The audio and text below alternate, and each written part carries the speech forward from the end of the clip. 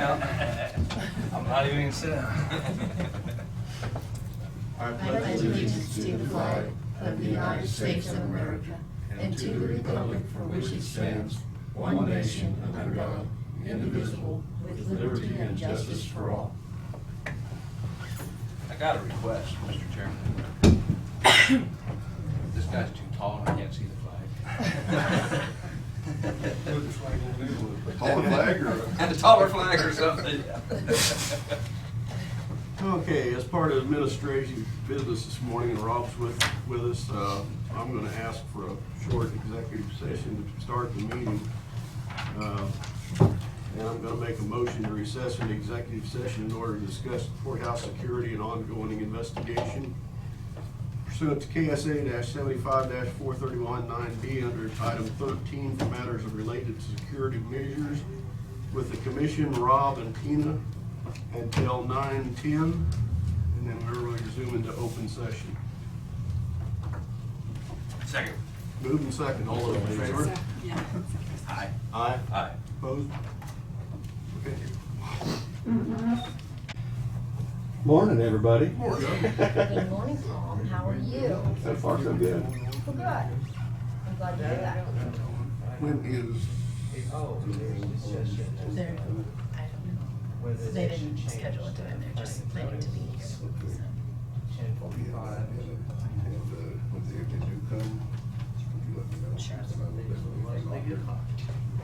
Okay. Back and forth. Okay, good deal. I will be here or close.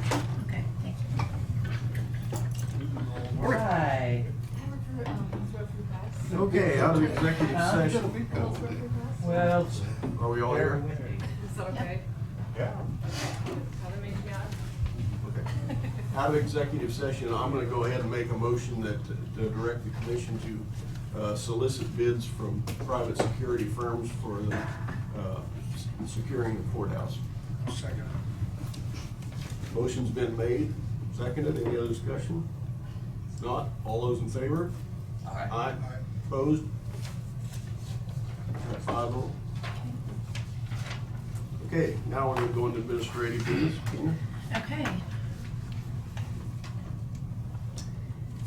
I have the minutes of December 2nd. December 2nd? Yes. So on the minutes of December the 2nd, the only thing, it's not a big deal.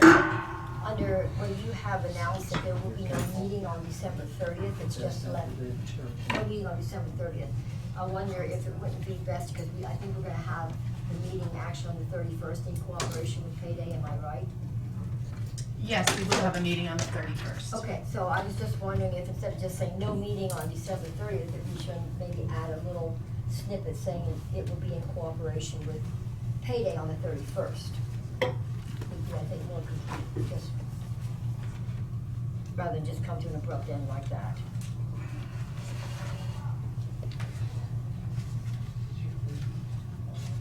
Commission, is that okay? Yeah, I make a motion to approve with the notes made by Diane.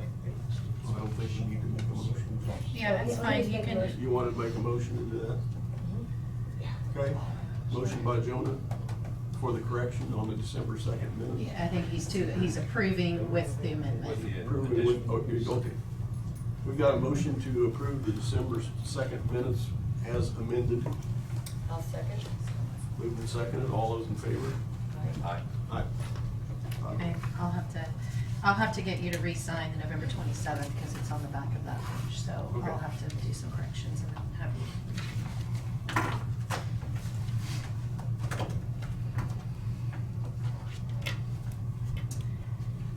Okay, we do have change orders for you. Not as many as last time. Oh, good.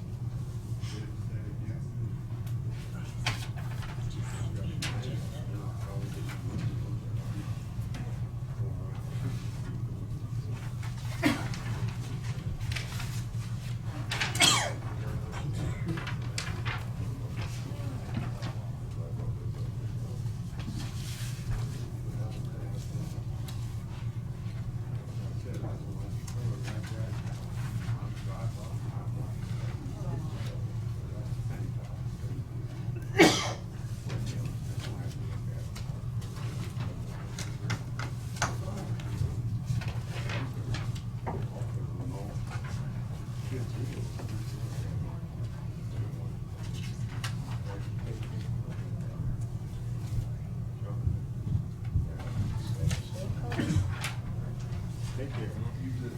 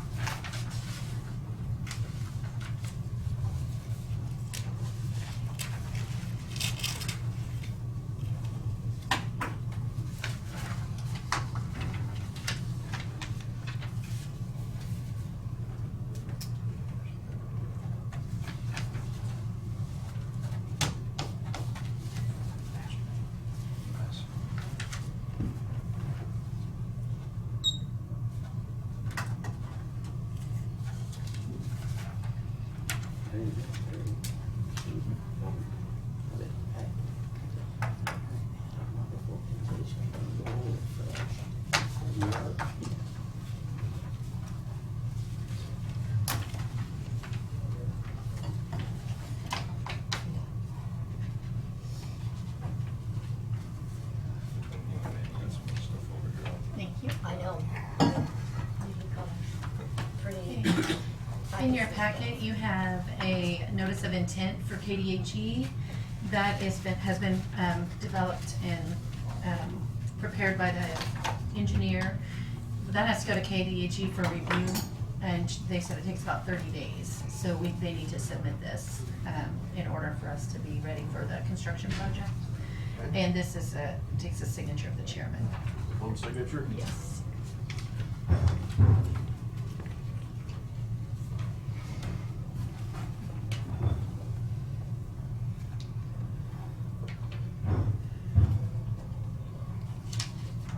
Thank you. Yes, stormwater. For the construction project. Okay, in your packet, you did have a letter from the North Central Flint Hills Area Agency on Aging, and they are requesting that Joyce Barkman be appointed to an unexpired term for their board. There's also another board appointment that's coming up, and they hope to have another nomination for you for next week for that term. So, Okay, unless there's any discussion, I'm gonna make a motion to go ahead and approve the nomination of Joyce Barkman for North Central Flint Hills Area Agency on Aging. I'll second. You want to second it? All those in favor? Aye. Joyce is the same. Okay. To have her. I will prepare a letter for them to let them know that we've done that.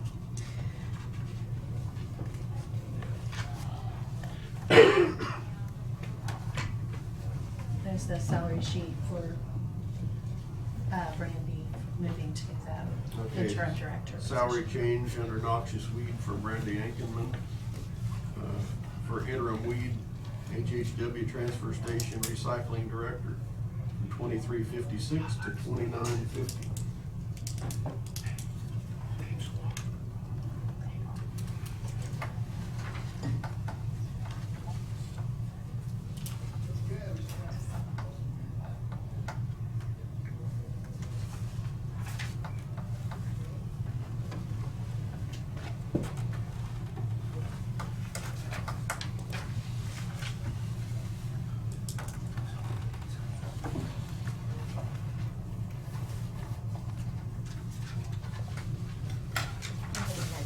Your pen like that she was used to.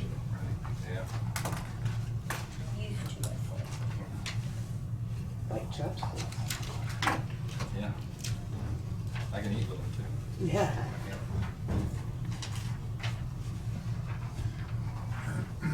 And that was all that I had at the moment. Okay. Road and Bridge, Bryce? Good morning. All right. I'm disappointed.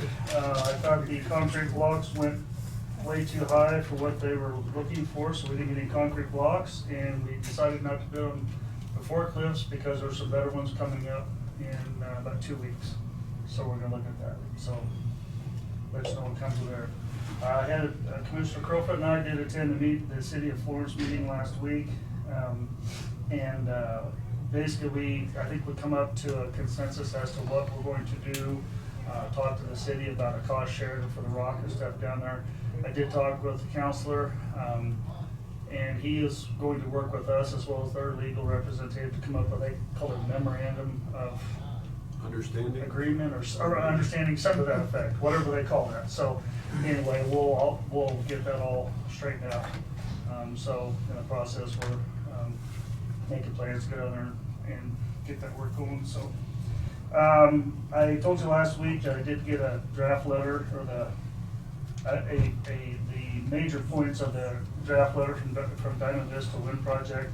I did go out there and I basically agree with everything they have there, based on that. $473,000 is what their estimate was to go back and redo everything else. So I did talk with Tanner, and he said he is available if you wanted to have him come in and talk to you about it if there's any questions. So if you wanted, we could put him on the agenda for next week if that's something you would like. It's totally up to you. So you're saying you're agreeing with what Tanner Yeah, said, not yeah. Diamond Vista? Correct. Okay. Yeah, this is Kirk and Michael's report. Okay. Well, was Brad just waiting to draft another letter to them?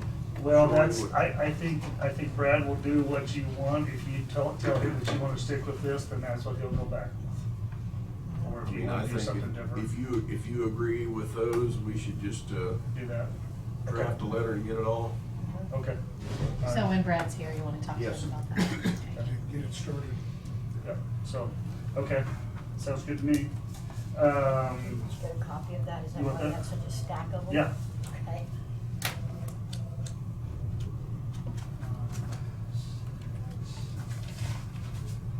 One for Tina also.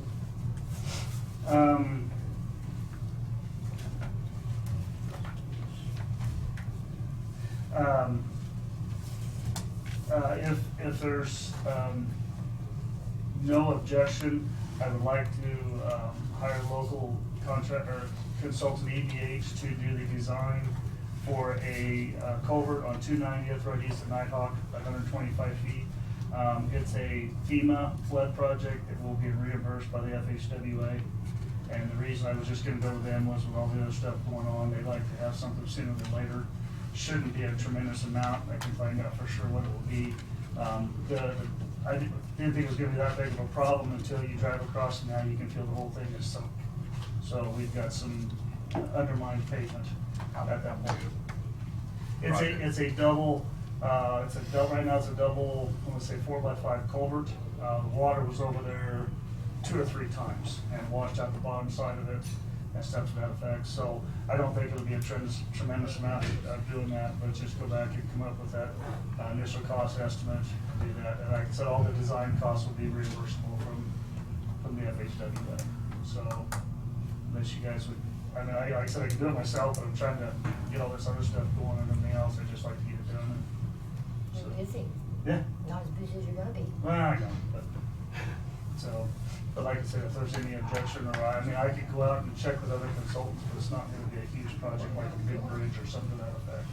So I think what we're talking about is probably going back to some sort of concrete culvert. Would you expect a $5,000 bid or? I don't know for sure. I just went and told him, I said, hey, can you give me an approximate price what this would be? And I haven't heard back from him just last week. So, I won't make any commitment until I find that out. But I mean, at least. So would EBH do the actual design now? Yeah, we could do that. But like I said, it wouldn't be that big a deal. I mean, we're probably, I don't know. I guess I can get back with you for sure when we come up with more firm. But like I said, I'm just trying to get going on it.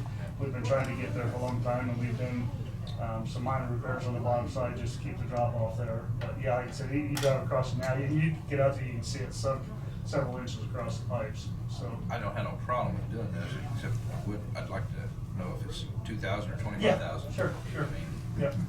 Yeah, I'll get back with you and find out more about it. Like I said, we just talked about last week, so. ABH take care of all the, I think they would, but they take care of all your paperwork filing too, you're right. The permits and stuff. Yeah, I mean, that's all negotiable, but it's just to get started on it. So, but I'll get back with you on all the specifics. Tina, did you talk to them about the tourism bus?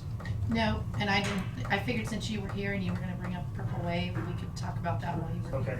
here. Purple Wave is going to affect us, they're supposed to be here at 9:30, 10 o'clock, or 10:30, whatever, she was supposed to call me, but anyway, we're gonna get all that stuff taken care of. It was brought up, whether to keep the Marion tourism bus, basically getting used once a week. Once or a year. Once a year. For free. Yeah, so we basically have the insurance and the liability of having that, and it just sits up at our yard, but, Is there another group that we could donate it to that would take it? I know I I don't talked to know. one individual that said, you know, they'd like to see it stay I'd take it. around, I'll but take it. we don't need to be Tourism. paying insurance and on Yeah. it because, Maintenance and you safety. know, the maintenance and, Well, you know, it- it's an older vehicle, so. yeah, we, it sits up there in our yard, and when we get ready to use it, we put batteries back in it, get it up and running, and then when we're done, we take the batteries back out of it so they're not stolen and obviously wasting the batteries, so, but again, that's totally up to you, but if you wanted to, then we could put it on Purple Wave, or if you wanted to give it away, basically the decision now you'd have to be is if you wanna put it on Purple Wave, today would be the day to do it, so. You might talk to Randy Collett and Anthony Roy and just see, in Hillsborough, and just see if, you know, if somebody use it, maybe give it to them. Randy Kohler, who? Anthony Roy, both the economic development Okay. directors for Gotcha. Hillsborough, Marion. Okay. Also, wanna verify, before you had said to sell the Crown Vic, so that we are planning to list it unless you changed your mind about it. No, I haven't, anyone?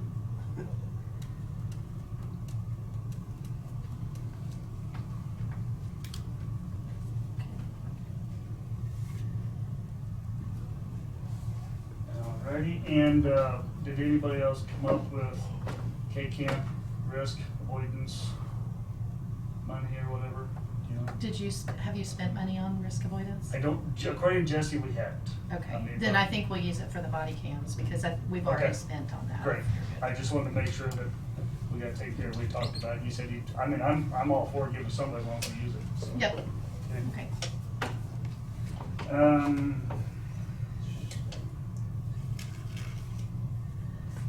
Guess that's it. You don't have anything else for me? I have Very something good, else Brett. for you. Okay. And that is 330th Road on Uh-huh. both sides of Highway 15. So, and we had talked about this before, and this is where those culverts are.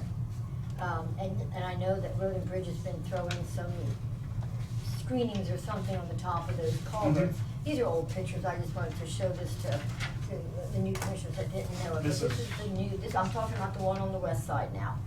Right here where the culverts have washed out really bad. That's the one right Just east of 330, or east No. of Diamond? Yeah, I believe it Okay. is, yes. Okay. And so I was down and I took some more pictures the other day, I didn't print them off. But we need to really get serious about that road, getting that fixed. I mean, that's really a bad deal. And I was wondering if you had that on your list of things to really check out seriously? I have a lot of Because to things on my just- list.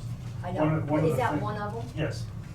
What I'd like to do is not only fix the bottom of the culverts, but fix the drainage going to the south down Diamond. It's a real narrow channel, Yeah. and I'd like to do Yeah. all that. One of the things I looked at there too is I guess I hadn't noticed that big drop off unless it's something else, is to lengthen those culverts, and then therefore would allow us to put a better slope on the road. Right, They're right. just, they're too narrow really for that. Actually, I think there's a couple spots where the culverts are way Yep, too yeah. narrow. And honestly, they're all way too narrow when it comes to flooding, but otherwise, for the most part, they're gonna be good shape. Mainly what we've done until we get there is just put screenings in there, but, in order to extend those pipes, probably another 8-10 foot would make a huge difference, as long as we have the right of way. And I guess my big concern about it is because the road is so narrow. Mhm. It's a very narrow road. So when you have heavy trucks, and we do have a lot of heavy trucks, cattle pods and so on that go Sure. across this road, this right here really concerns me Yeah. about that. I understand, There's yeah. nothing under there to support it. Yeah, like I So- said, I don't know if I missed that one or whatever else, but we'll definitely look at it. Oh, no, you But I haven't mean- missed it, this is one that, this is just where, and it's washed out back even further. I know, but I'm saying You why- have been filling it in. Oh, okay. With just screenings, but then, Yeah. like I say, the screenings aren't really holding anything, they're just Yeah. kinda there. Yeah. But anyway, I just wanted to remind you Yeah, of that. there's so many things, and honestly, I wanted to do that culvert going south. We have a water issue on a half mile north, where the water comes out of the waterway, goes across the road, I've got plans to fix that. We have another issue about a mile and a half up the road, the NRCS, just made a new terrace that we have to try to work out. And yeah, there's a lot of stuff in that one area, I'd like to go there, Right. hit it in a couple days. Okay, I That's- just wanted to make sure you didn't forget about it, No, because no, to no, me, no. that's pretty serious. Yeah, it is. And then I will also say on 330th, again, from Limestone going east, I've had 3 calls this weekend on that road, and, Okay.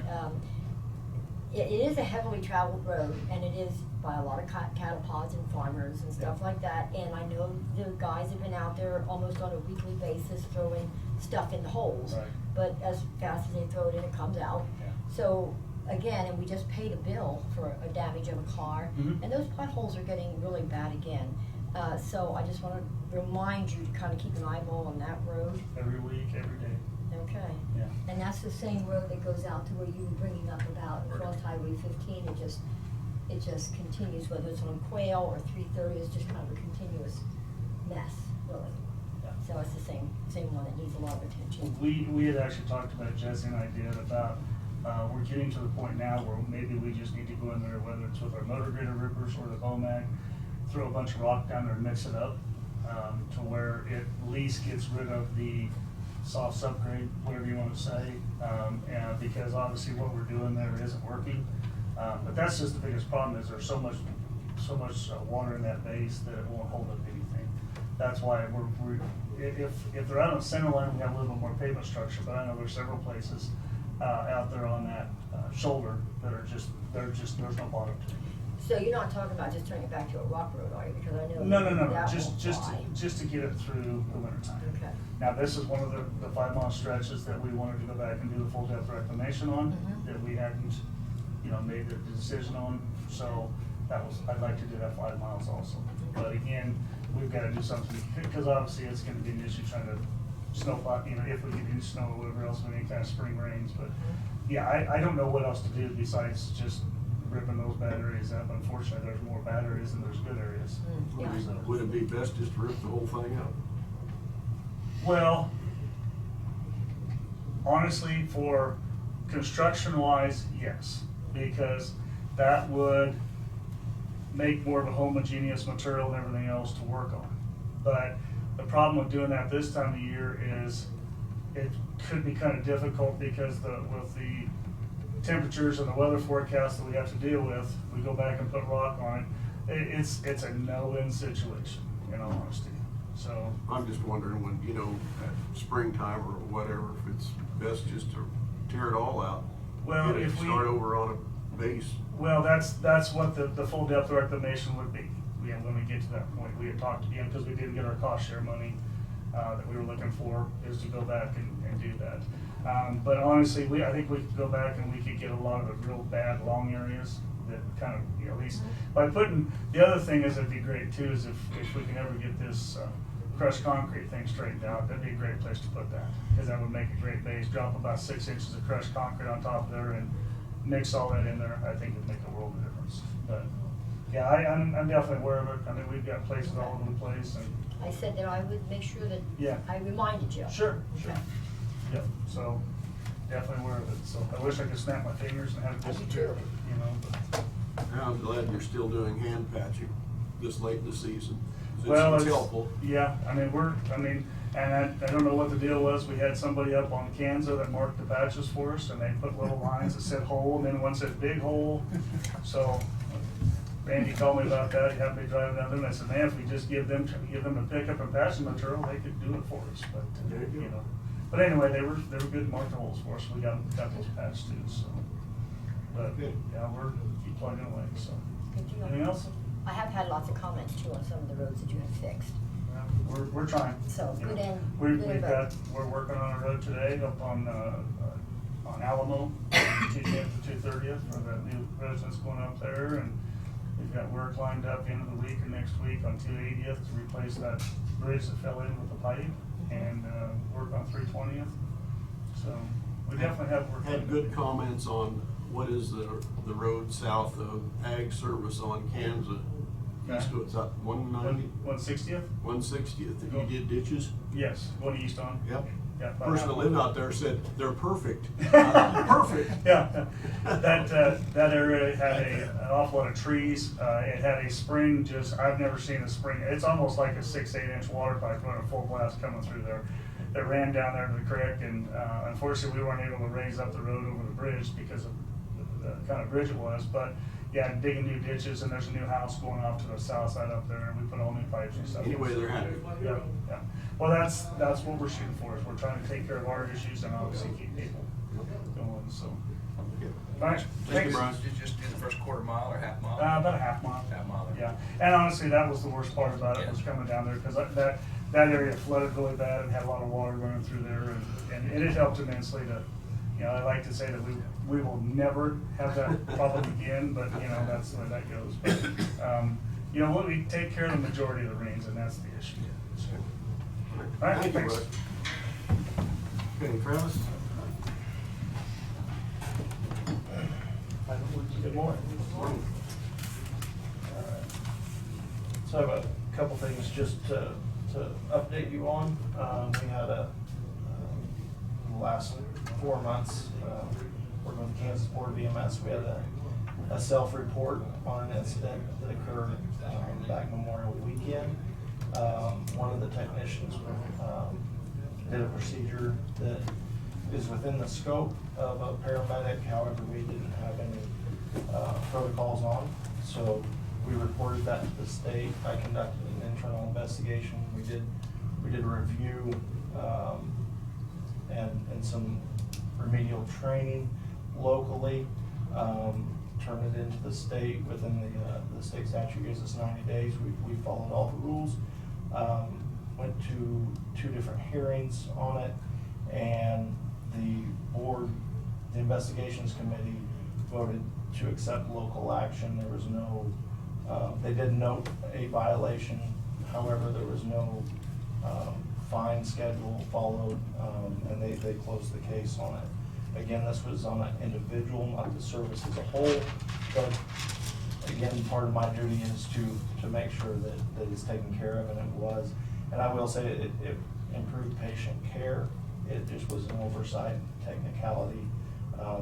Basically, the procedure he did, he added 1 step to it, which created a new procedure that really not a lot of people were aware was the case, so. Brent? Yeah, Travis, besides the investigation part of it, you are attending the board meetings? I've been to 2. Okay. I really feel like things are settling out now where absolutely I'm gonna start attending more of them. I would like to be there on a regular basis. It's bi-monthly. I think it's a great thing to do. Wholeheartedly agree with you. Yeah. I just didn't feel at first that I could come in and then start leaving. I really didn't. For the new commissioners here, the Board of EMS is monthly meetings at Bi-monthly. Kansas City or Topeka?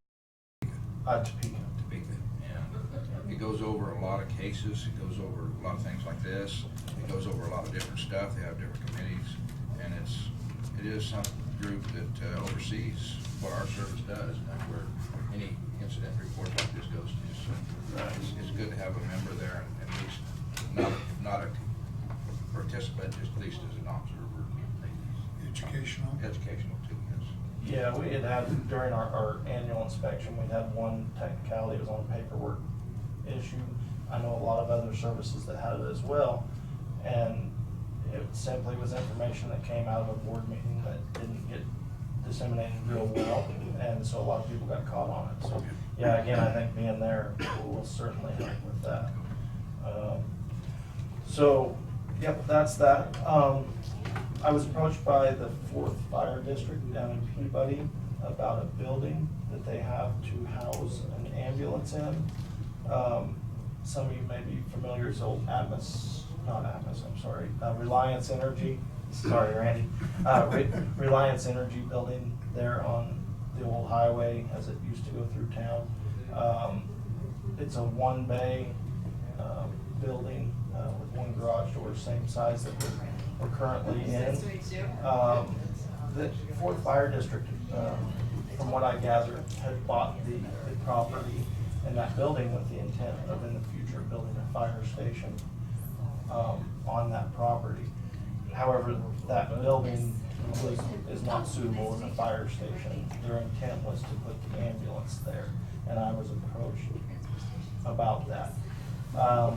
So Fourth District Fire Department owns that building? They own the building and the property around it with the intent to build.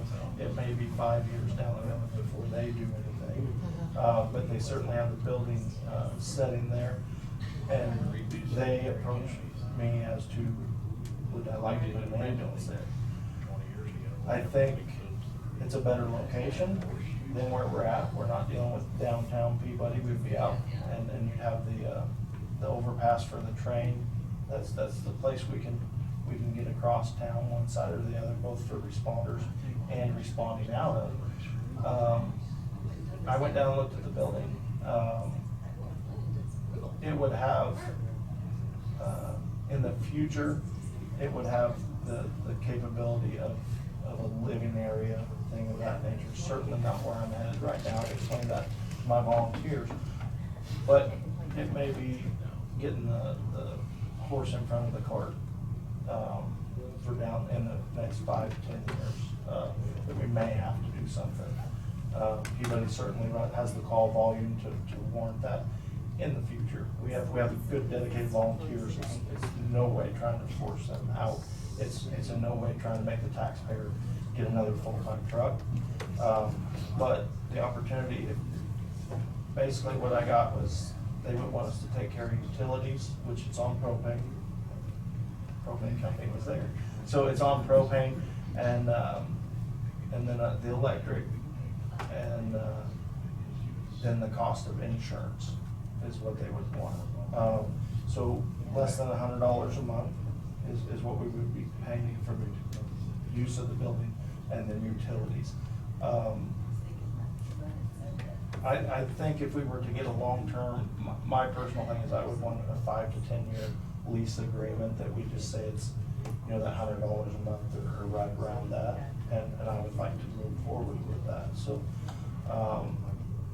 doesn't have to be done today, but I'd like some opinion, some input. If you'd like to look at the building or things of that nature, I certainly. Randy, you want to input into that? Yeah, I alerted the commission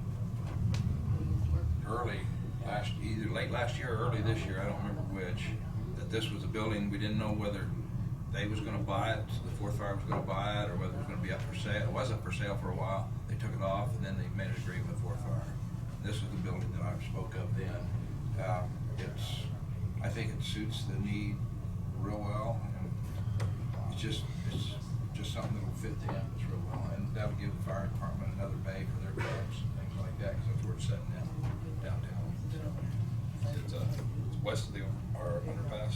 Yes. Yeah, on the north side? Yeah. And it fits into their campus vision.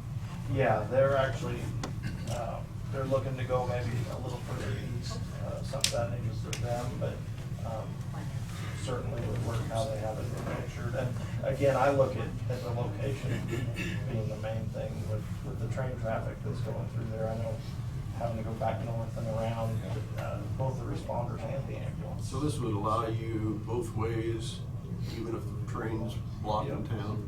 That makes sense. Right. Highway access right there. I think it really the location is perfect the way I see it. And North-south on Peabody Street too. right. I think as far as the expense, it's pretty minimal, I feel. And again, Fourth Fire District, unknown to me, that was their full intent, was that building would house an ambulance, and they would build it in the future as available. So. Commission's wishes. If he sees everything that's okay with it, then I'd have to agree with them. I have no problem with it. I think what I would be asking is that I can move forward with seeing what kind of contract we could draw up, a long-term contract. Again, I wouldn't wanna make a move and do anything and then a year later be out. I certainly don't want that, so, and I think they're gonna work well with us. So that's where I'd like to go, is to see what kind of contract we could work out and get some more details and bring it back to you. Yeah, we need a motion to allow Travis to negotiate a long-term lease. That would be the fire district number 4. Correct. I'd make that motion to negotiate a contract, a long-term contract with the fire district. Second. Okay, been moved by Dave, seconded by Randy to allow Travis to negotiate that lease. All those in favor? Aye. Thank you. Another thing that I've been made aware of, I want to bring to your attention is the FDA we have Life Pack 12 is a cardiac monitor, and Zoll M and E series cardiac monitors. We currently have 1 Life Pack, 1 E series, and 2 M series that the FDA has basically changed the standards on the monitors, and effective January 2021, those will be no longer usable. FDA will not allow anybody to build any of the products, the batteries, the paper, anything that we use with those monitors. And for those of you that know, that's very expensive. I think the last were right around $35,000. Obviously, my 2020 budget didn't have that built into it. I'm working with Rhonda, maybe seeing what we can encumber and work towards this. I'm also looking at some different options with the level of certification I have in my 2 full-time trucks have the X series. With the paramedics, they're using the monitors that can pace, defibrillate without the automatic manual defibrillation, thing of that nature. With the other trucks, probably not. I'm looking at ways maybe we could go with an AED, which would be a lot cheaper option, still do the same thing that a lot of the volunteer services are doing with their monitor, and then get like a Welch Allen for the blood pressure, O2 sat, stuff like that. That may be an area we have to go, but I'm certain I will have to buy at least 2 monitors by January 2021, rather than 4. That is my best case scenario, if you will. With that, the craft grant just opened up. I kind of looked at doing a mechanical CPR device with the craft grant this year. I think I'd like to switch to maybe trying to get a monitor through the craft grant with commission's support. I think that would be the thing to do.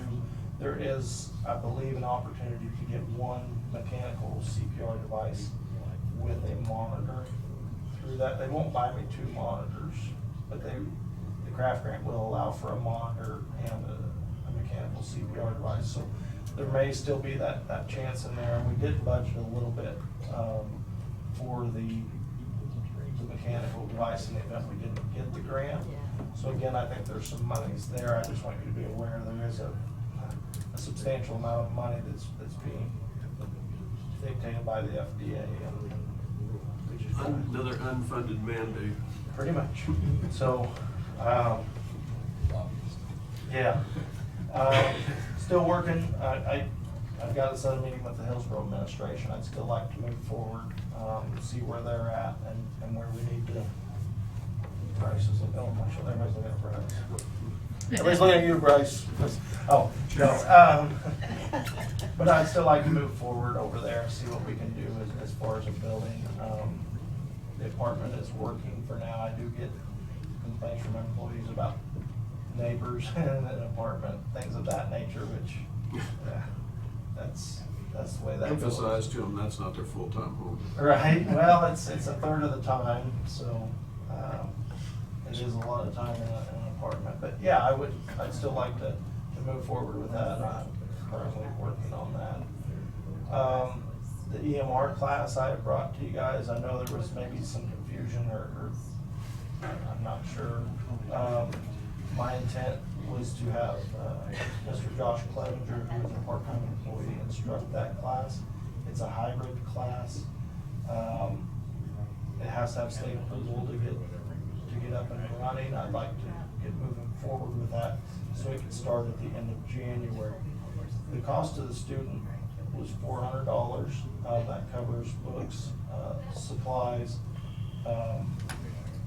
and part of that money will cover. I would like to basically be contracting a part-time employee at a rate of $1,300 to teach this class. And I guess that's maybe what I need to clarify is I would like the commission's support in that or input if that's feasible, not feasible, I guess. So you will be paying Josh Clevenger for Correct. $1,300? Correct. Okay, and so when he's given that class at that price, he won't be also receiving salary? There's no salary rate when he's teaching that class. Okay, and so that is a going rate? I believe that is a fair rate, absolutely. Gonna teach that class. Well, and that's, again, this is pretty fluid. The start date has to be approved by the state before we can even get the class going. But, and I think that's why we're kind of talking about it. I'd like to get the ball rolling here, but I certainly don't think it would be financially wise to start with less than 10 people in the class. Freshen me up on what the MR capabilities are when you get done with the class, how you can use it. Yeah, EMR is politically, I don't want to say the lowest level, but I just did. It's the entry level into emergency medical service. EMR plays an important role in the fact we can't transport a patient with 2 EMRs. There has to be an EMR and an EMT or paramedic EMT. An EMR can fill in as one of the 2 people on the crew. Where I really foresee the future of EMS in the county is using EMRs. If Marion's ambulance is out, we have a couple firemen that are EMRs. They can go there. Again, they used to be called first responders. Now they call them EMRs. Again, they would be able to get there. They'd be able to do life-saving measures. However, if there were 2 of them, they wouldn't be capable of transporting a patient. They would be your first line, if you will. It's an easier class to get through. There's less recertification hours. There's less requirements on the individual. And unfortunately, that's what's attractive. People don't have the time to commit to this. It's kind of the way of the times right now. So again, I think that's where they would serve us well in that capacity. Again, I think less than 10, I don't think it makes financial sense to do that. However, by hosting the class and doing it, I think our results will be better than telling somebody to please go to a college and get this and then come volunteer for us. You know, if it was an EMT, AEMT, and there was only one, I would certainly, that's how they would have to do it. But if we can get a large enough group, I think that the EMR hosting would be good. So you said it costs the person who is taking the class up to $400? Right. And that's not something we pay, they pay for their own They education? pay, correct. Okay, do you foresee that you would have at least 10? I mean, are you getting a feel for it? So far, well, I've got a lot of talk. I haven't had anything on paper, but I've got 5 or 6 names. Again, I put it out to the Marion County fire chiefs. They're working through it, trying to get me some names of people to come in my office and commit. I certainly would not want to start anything without that. Everybody wants a firm start date. Well, I can't really do that yet. But if I can get support from commission, we can start the paperwork side of it, going with the syllabus, class syllabus, the rules, and get that approved through the state. Worst case scenario, we'd have to change the start date and push it back if we didn't have the people. If we don't get 10, we just simply wouldn't do that. And that's kind of where I'm at. So the most it costs us then is $1,300 to pay for the instructor? Correct. The students still have to pay on top of that. The student, and there is a grant, an EIG grant available through the state, pays up to $320. They would have to sign a 1-year commitment with our service.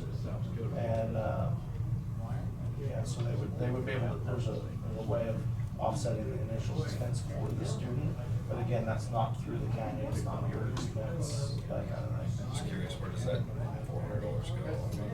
Supplies, books, I mean, obviously, to answer your question, the 1,300 is all I would pay Josh, absolutely. But then we do, that money helps offset that expense. It comes back into the county.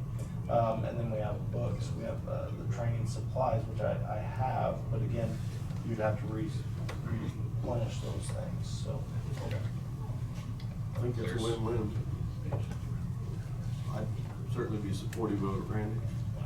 Travis, let's stop at EMR versus EMT. Have we not had some EMRs go through? Do you have any EMRs right now working for you? I do have EMRs, as volunteers. Okay, you have some. Yep. Okay.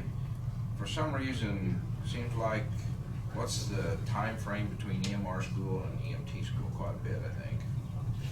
This being a hybrid class, I think, and please don't quote me, but I think we can get through that in like 3 months versus a 6-month or better EMT class.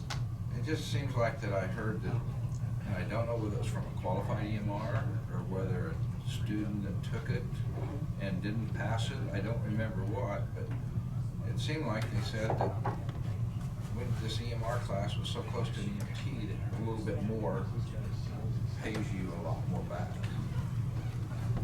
Yeah. Am I fair in saying that? Yeah, I mean, yes and no. If we get down to the nuts and bolts of it, there are a couple medications that an EMT can give that an EMR cannot. And again, if I had all EMTs in the room, then I could staff an ambulance. But if I have all EMRs in the room, I can't truly staff by themselves. Right. However, again, Randy, I'm gonna go back to the time, the initial time, the time for recertification, also the what you're doing, you know. Some people aren't gonna feel comfortable giving those meds and don't wanna do that. They wanna show up, they wanna help, but take care of the patient, do the CPR, and then drive the ambulance. One of our employees that we have as a full-time employee, and I don't know where the school he went to, but I don't know what his qualifications are.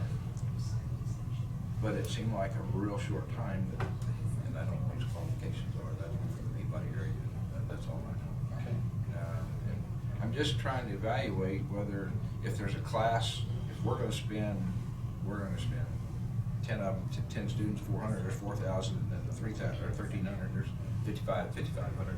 No? I'm not spending the 400 per student. Oh.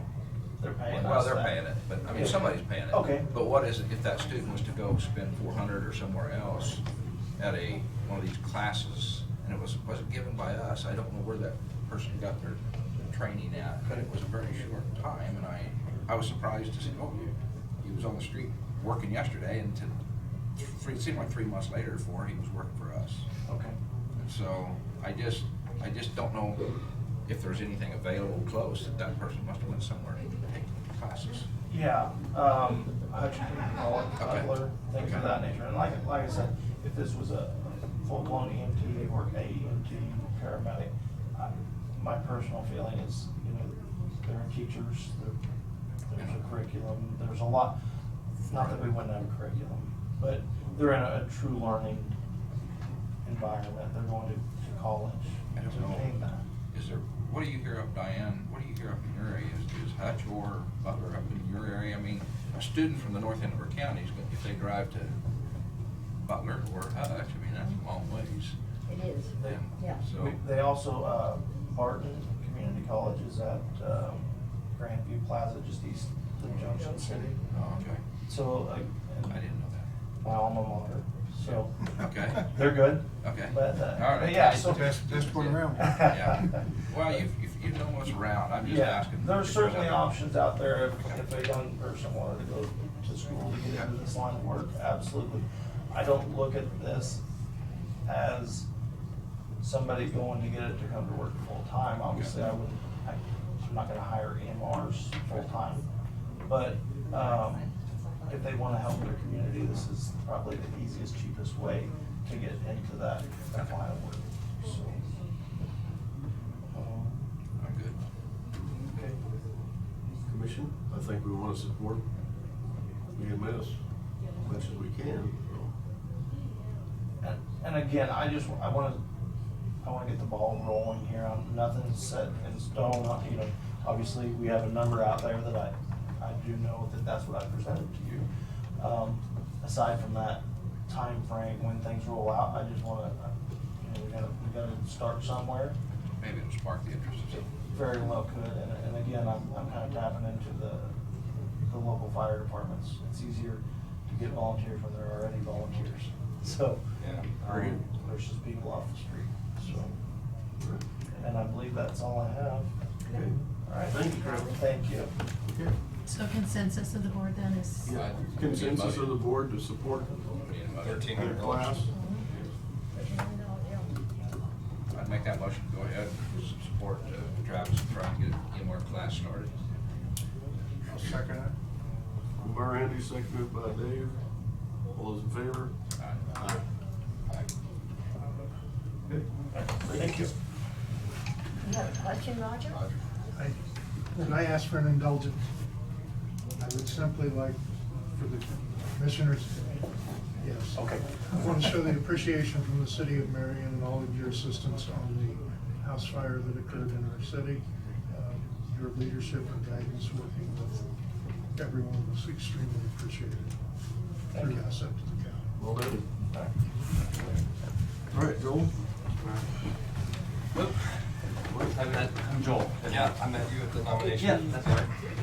Dave Crowford. So, just quarterly update, I think I missed the last quarterly update, but, just talk to you a little bit about where we're at as far as cases that have been filed, and there's been a change as far as what the, upstairs, the courts are doing, change their filing system. Right now, we're about the same as what we were last year. I think we had 250 criminal cases thereabout, and we're about at 200 right now, split 225 probably by the end of the year. So just a little bit down, but not much. Everything else, juvenile, parent treatment, juvenile, sinks are about the same as they were last year. And why I don't know the exact numbers is because they changed the filing system. To find out how many cases I have to do the year, what kind of case it is, and then 000, and then just start guessing at where we're about at. And that's kind of the problems that we're having in our office right now. Is just they changed to Tyler Technologies. It's Odyssey. I think it's going to be good once everything's done, but right now it's a struggle. We've had to do things twice in our office. We've got to put them in on an e-filing system, or put them in our system first, create the case, then you go into the e-filing system and create that case there. We have to do things twice, where we're just having to plug in the full case and do it at once. So anytime you got to do things twice, it's not much of What would it take for you to switch over to the same filing system? And so that's where, that's a good question. So right now, there's full cases what we're currently using. They're working with Tyler Technologies, got an email on the 4th that they're not able to come to any type of agreement. They're trying to work that out, so we don't have any way to get into full case. The Tyler Technologies, they just come out recently. I don't have their numbers as far as what it would cost our county. So they're doing it in phases. It's going to cover the whole state of Kansas in 2 years. Everybody's going to be switching over to what our court's doing right now. But they're doing it in waves just to make sure that everything goes smoothly. Right now, we're the guinea pigs and doing it first. They wanted initially a chunk payment from one person, and then the rest of the counties pay that county to get access to it, which doesn't really work very well because not all the rest of the counties need it right now. There's only, I think, 5 counties right now that need that system. But I think they are breaking it down to have just individual access. That's the way it was. I mean, it's the way it's always been since I've been an attorney. You just have user access to it and you pay a fee each year. So that's kind of where we're at with doing that. It's been a struggle and just getting it done. As is the nature of it. Have any questions that you guys have? How long have you had the full case? It just seems to me like we didn't have it very long. Really? When I was a prosecutor about 8 years ago, that's what we had in Southwest Kansas. I know Is that I don't know what what we we've had had here for that long. I assume that's what everybody had, but I guess I don't know the answer to that I don't know, I was question. thinking weren't we presented that just last year with Courtney or something? Well, I think what Courtney did was she added licenses for that system for additional staff in her office. Then maybe they just had one and she expanded it so that multiple people All 3 could of them get on. could use it. No. All 3 of the help.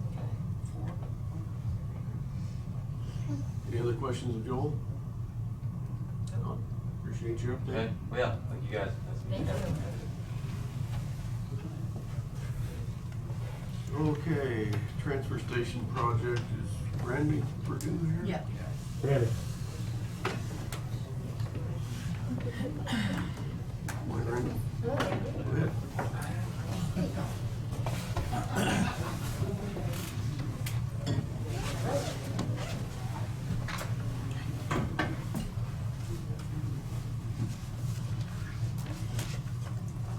Go ahead, Randy. Well, I guess we're here to address the city of Marion's comments. Okay. You want to interject, Roger? Questions for me, or I guess that's why Well, the one thing I took away was being able to fix the line, replace the line if anything happened to go bad down the road. We want to make sure we stay in line with what their city staff has the capability of repairing. And LDV, I believe, has reached out to you, and they sent me preliminary drawings this morning, but they were waiting on a reply back on confirmation for Amp load from amp load or supplier. yeah, something that I guess rather than speak for anyone, the city of Marion is respectfully asking 2 points of this proposed project be reviewed. The first, the materials being specified for the underground project.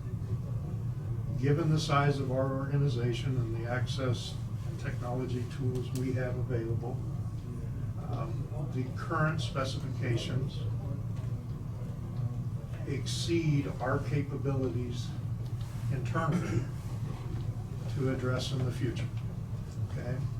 We could acquire the tools and technology and backup inventory to have it available on redundancy, but if that's the case, then we would respectfully ask for financial support on having those backup materials available. I have spoken directly with the engineer and have shared what our load is on these circuits in comparison to the design, okay? The design affords a 7-fold growth in our community. And while I would love to see that occur in my lifetime, I'm not sure that's going to be likely. The second request from the city is, as this bid pack has been out to contractors, we're receiving inquiries from potential bidders requesting that they can terminate power for 2 8-hour days in our city in order to make these connections. One of these circuits serves the hospital with the MRI and X-ray, which creates a large problem for us. And then the second handles about 2/3 of the South Hill residential operations. Outages of that prolonged length, particularly in a winter time frame, we're asking for another consideration, either backup generation while they're doing it. I know Westar has a mobile substation that can be utilized to just direct connect to 2400. Many of your larger contractors have it, or that the specs are redesigned where it is an hour outage for everything built, constructed, and then just do switch over termination. That's what we're looking at, to see if there's any way that could be achieved. So, line size wise, as far as the city's request, after being supplied the amperage, I'm not an electrical engineer, so I'm sorry. They're finding that with, after reviewing your final numbers, they will check, but preliminarily, they're thinking 4-aught will work for these circuits. They were not wanting to recommend downsizing conduit size, strictly so that the city was left with the option that in the future you needed to pull the larger wire, it could be done. So they were just strictly, the plan update is a wire size change. The outage is a means and methods of construction. It was not. It's not specified. Yeah, it was not specified. I'm personally kind of shocked. 2 8-hour windows seems egregious. It seems more than what I would think that they would be asking. That being said, that was kind of, 1 hour is what you're requesting for a max. The local contractors and substation contractors that we deal with in the course of business believe that if the operational phasing is constructed such, that switchover can occur in an hour time. Okay, and that's what in my head, that's the more of a 3 to 4 hour window max was what I was kind of assuming. So when you were saying the contractor's asking for it, I was kind of shocked. I mean, we just need to coordinate with the contractors who get to work and let them know that no, it's not going to be an acceptable window. Seeing as how this is going to go as a change order to the project with the wire size changing, we can address that directly. There is no redundancy, correct? That was the one question that got brought up, but your system for that line, there's no alternative route that can be switched to for. There is none. It cannot backfeed. There is no redundancy, so we will have to address it either by means of generation or, and to me, it's a set window that states means and methods. The contractor shall do it in this window and or provide backup generation. I'll say one thing. If you're gonna tie a generator into it, you're still gonna have to shut down. I mean, you're gonna have to deaden that line, and everything they need to shut down for is still gonna have to be shut down to hook the generator. And that's so. So Yes, you're for that still gonna hook. have that outage. Yeah. It's just if the contractor for some reason thinks that they can shorten the outage by means of generation, but yeah, no, I agree with you. No matter what, no matter what, we're gonna have an outage. The trick is time frame. To have all your leads tied well, ready to go. There'll be a minimum of 2 outages, could be as many as 4, depending on how it's phased. It's just if it's 4, it should be shorter duration. And that's all we're looking at, particularly this time of year. Absolutely. On your outages, can you specify, from midnight to 2 o'clock, on weekends, so it doesn't disrupt the business community? I'm sure we Because can stay. like my business, we're nationwide, we got salesmen that depend on the email that runs through our office. No electricity, no office. Yes. So I'm shutting down 50 guys working. And the last time that happened, during the day, wasn't the city's fault. I don't know whose fault it was, but, everybody had to go home. I'll tell you what started. But you say there'd be contingency for, Do it. there would have to be contingency for backup generation. Yeah, that's what I'm But you're trying gonna be to. completely dark. Well, you gotta plug and plug back in. I mean, I understand that. For these circuits, I only mentioned backup generation. You could loop with, the bid pack that I reviewed indicates to eliminate, demolish, eliminate, and then over.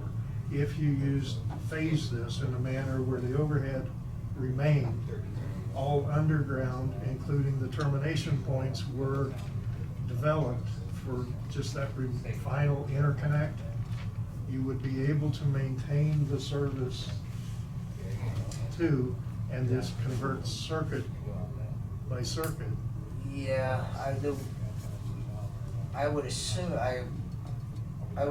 that was how the contractor would go about it, with the one trick that the one pole's being replaced.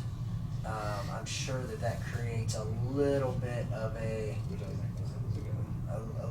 challenge with a jump over at that one location, but because the one pole was found to be in mediocre shape, and so we were going to replace it as part of the construction. Pole can be set live, it's the cross arms and the cutouts. It can't be that. So they could essentially have it all done. Again, all of this goes back to, we're talking means and methods, things that we often don't, as engineers, get into. The contractor take care of that side of things. We can't set scope though. So we will put together a recommended scope package for you to look at that addresses the shutdown.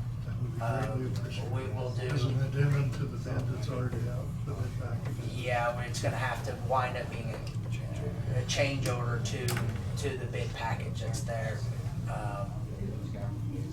We are addressing, I assume that it'll be addressed with the wire change, the size change. We'll probably look at, I guess I'm assuming,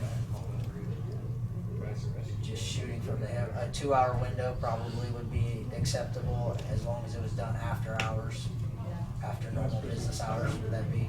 Ideally, that would. I mean, you're saying a contractor saying it takes probably an hour, but I kind of Right, feel like and we need to give them a little window to work in. Absolutely, I'm not saying, I'm just, So, I I just, have to go research best case scenario, you have to plan for worst case.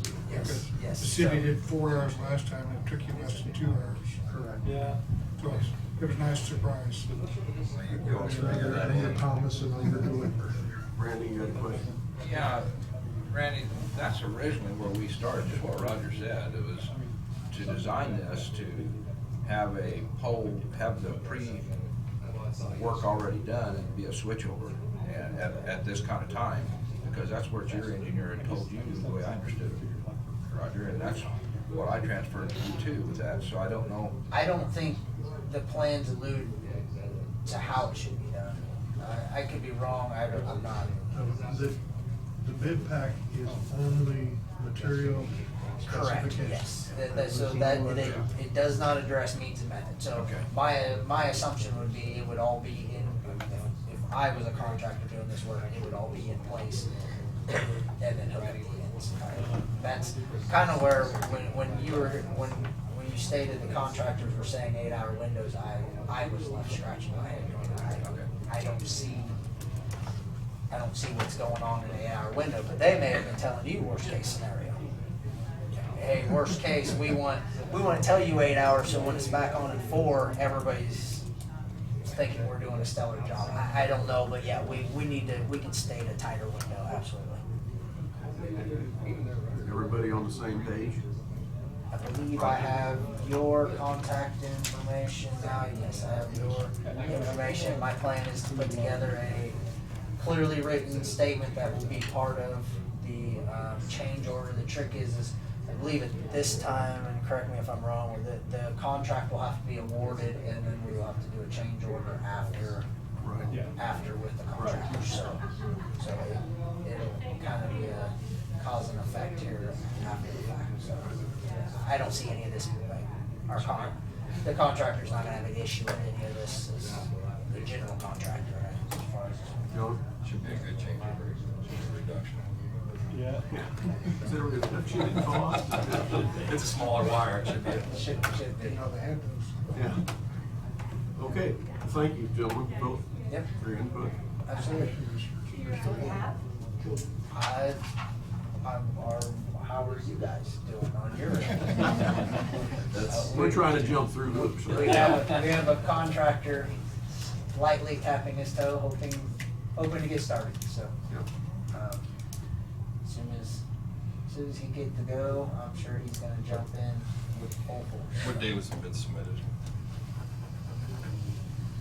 That would be a really great question. And I believe the contract documents state you have 60 days. The 30-day time frame had been thrown around, but I believe the official contract says 60. That was November 4. And you can reach out to the contractor and ask him to give you an extension. Most of it. Well, materials, materials fluctuate, so it makes it hard on them. Yeah, absolutely, that's, I mean, it's just taking us time to figure out the financing, so. yep. Okay, thank you. Anything else? Everyone. Thank you, guys. Thank you. Thanks for going in, Roger. Thank you, Robbie. Okay, is Ben Skidmore here? About 5 That's a minutes. hard name. We're 5 minutes ahead. I think I got it right, didn't I? Yeah, Ben's here. I know what Step he it. means, probably what he said. Come on in, Bill. Have it there, right there, right up there. Right here. Yep. Right here. Good morning, Commissioners. Good morning, Ben. We, at the Chiefs Association meeting, we realized that we've kind of been asleep at the wheel when it comes to the rescue budget for equipment. So we have discussed that this year that the primaries will be getting equipment with that budget money. And so then we've put together a summary of what the needs are for the primaries.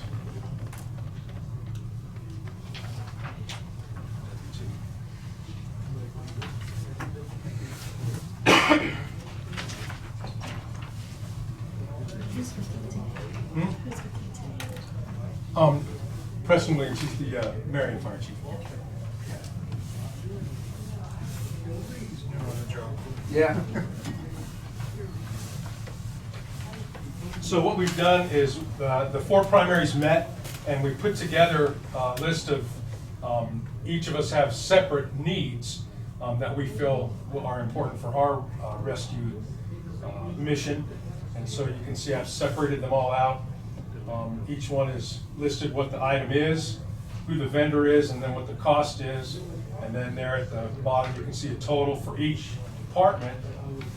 And then at the very bottom there in the purple, the 4 departments together, that we all realize that we need the 4th strut. We have 3 struts right now, but the 4th strut makes it more possible to secure 2 vehicles, which oftentimes when there's an accident, there's 2 vehicles.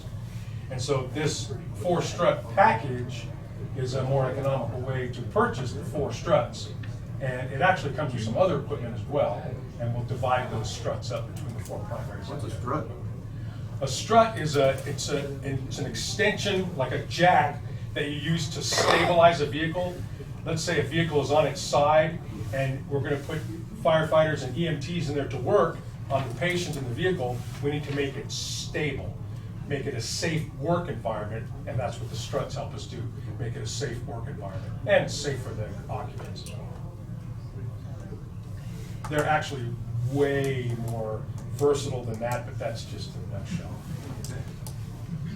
And this rescue budget is an annual budget that's established. It's actually in the ambulance budget. The last 2 years, you used that budget toward the radios. So, this year it's available.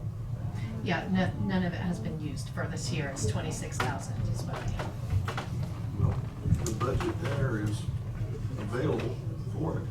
Randy? Let's make the commission aware that when this is all set up, that yes, it is rescue money, and we sort of had the plan to try to use it that way, but at all necessary, the commission can pull that back away if needed. Right. So, Yeah, we've used it for the radios the last Right. 2 years.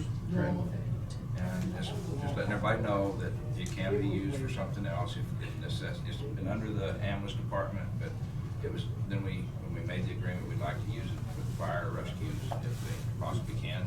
Separating it out here like this, when you call these primaries, these people are supposed to respond the dispatch has to have a responder at some time or another. These four signed the agreement that if one of them does not answer during the day or something to that effect, that these others could respond for them. Actually, the way it works is both, let's say there's an accident like Durham.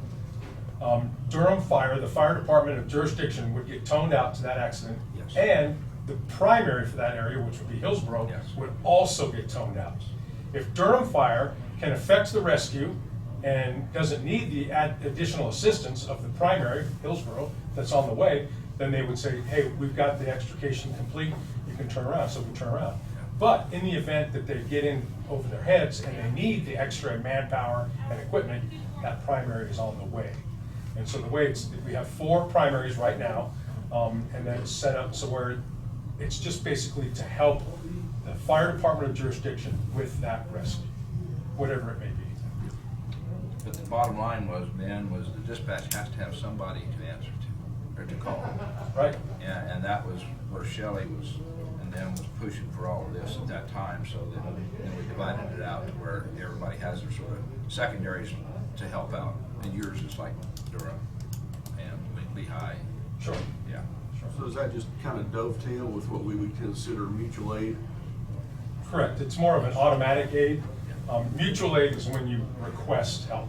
Automatic aid is when automatically that help is toned out. Much like what we have, well, with the fire on Tuesday in Marion.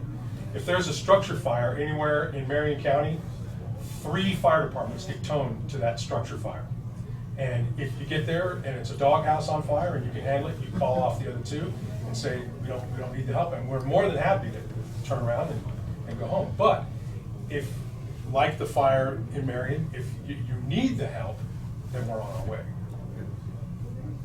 So That's automatic. Okay, these items you kind of consider then as mission critical pieces. Right, right.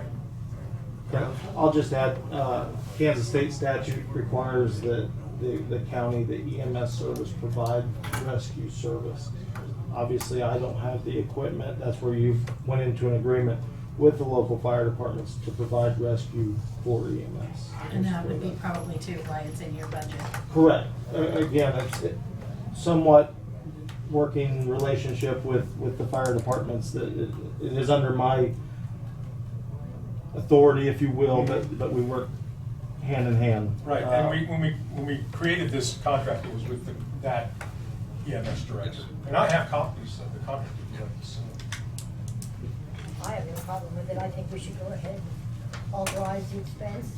I'd be happy to make the motion to go ahead and approve it if nobody else Any other has anything discussion? else. If not, we'll take Diane's motion. Yeah. to Go ahead and approve that expenditure for the budget. I'll second that. Any other discussion? All those in favor? Aye. Aye. 5-0. Thank you. I would also ask that you consider increasing the budget. We're gonna revisit the contract. It's been this way for 10 years. And it's been, like I said, we've kind of been asleep at the wheel. We haven't really been paying a whole lot of attention to it. And so we want to revisit it and, work out some of the kinks. And an increase in budget, I think, would be appropriate. So consider that. Thank you. Thank you. So Ben, Yes. these things will be ordered like immediately, right? Correct. So we can start getting Yeah. bills in, because we Right. need them by the end of the year. Right, Okay. yeah, thank you. Okay, the next item on the agenda is a discussion of reorganization of the Planning and Zoning Commission. Something we started with a little bit. Is Brad Ongoing. on the line? Tina, do you know? I can find out. I know he was working on some things for this, so let me see.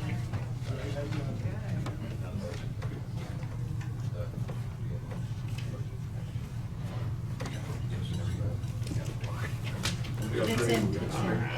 Are you guys ready to move on? I'm ready to move on. That's- Okay.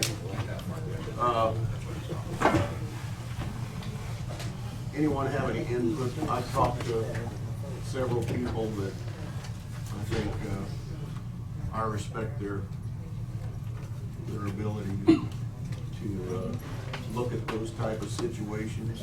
I know we had talked about, and we've got 5 districts, 3 from each district, it'd be 15. Personally, I feel like that's too many. I'd like to see, my personal opinion, I'd like to see the same people stay on and fill the vacancy we have, increase it by an at-large position. I know that would bring it up to 10. Probably the bylaws would need to be rewritten in how to handle a tiebreaker, but I think that could be done. Randy? I visited with a planning and zoning commission member and asked their opinion of what has been on for quite a while. And the numbers seems to be high enough where it's at, and 10, they would go for that. Their plan was each commission district have 1, and then if you go back to 9, you would divide the county in a box situation and have it at large from 4 areas. That'd be 4 at large, but 1 from all 4 areas, to where it's not a district deal. It's sort of, it's 2 districts overlapping. Geographic area. Geographic area.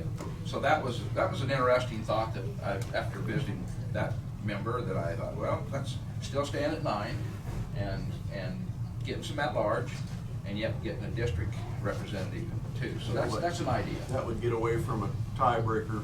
Yes, yeah. Situation. Yeah, that's the tiebreaker situation. We've got to have an odd number, and everyone that I talked to seemed to think that we had to have a tiebreaker situation number.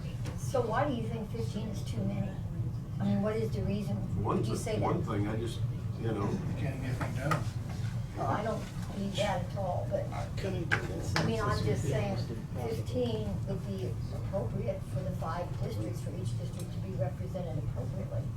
And the room is plenty big enough. I was there, I watched this last meeting that they had a big table, they had plenty of space.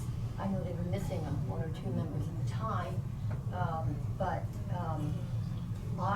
I just think that each district needs to be represented appropriately. And I think that we don't take that board seriously enough.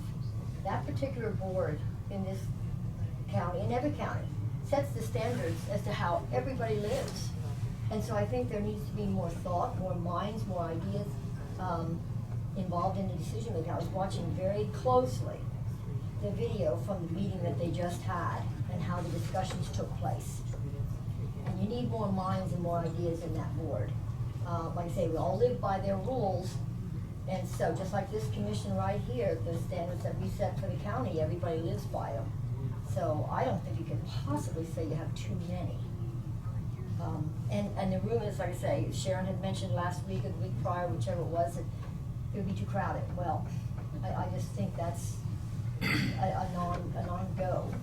We're crowded here too, but you work through it. So I say we need to go with 3 each, as we were, or even 2 each, and then have a couple at large if you want to do that. But just to leave it the way it, no, I say 3 each. I'm gonna stick with the 3 each.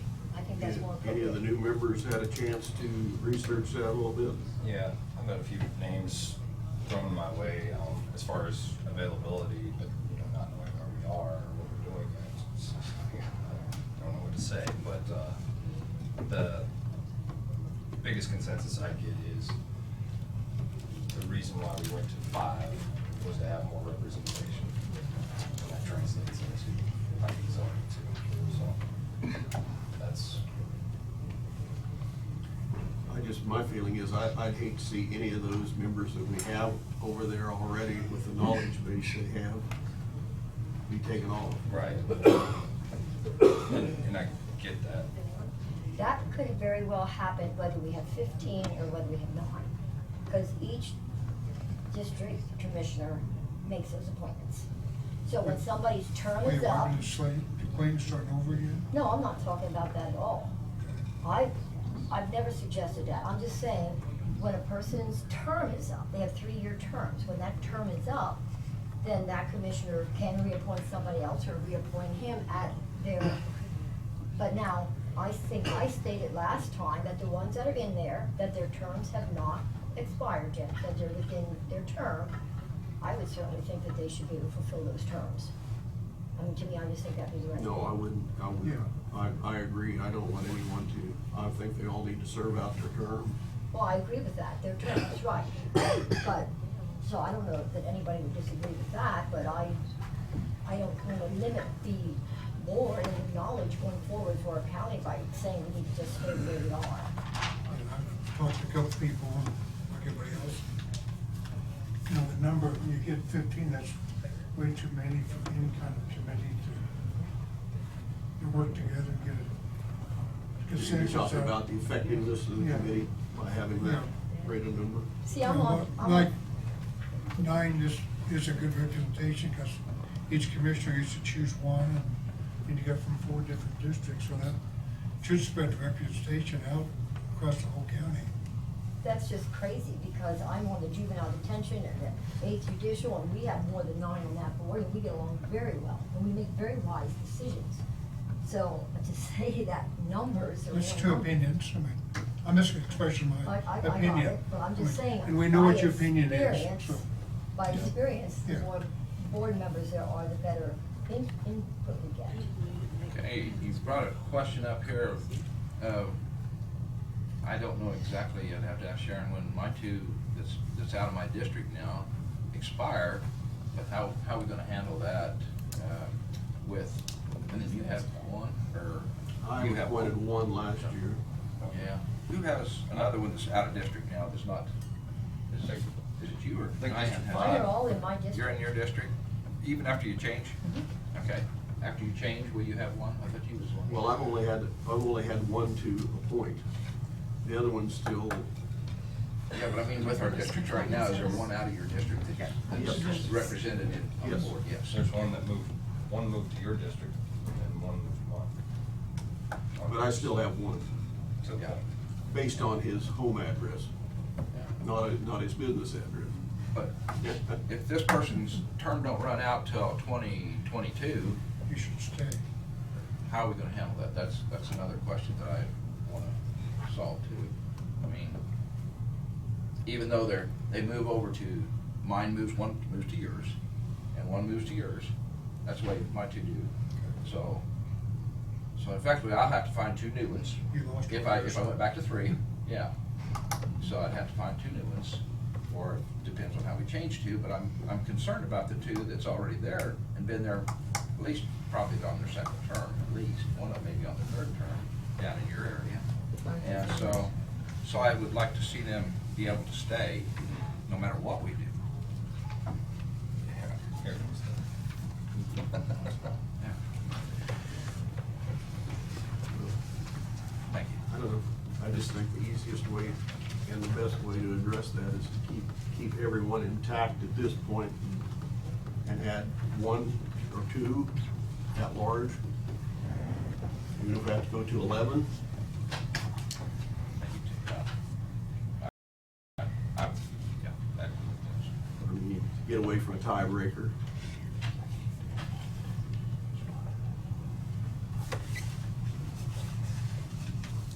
So you got 2 coming off this year.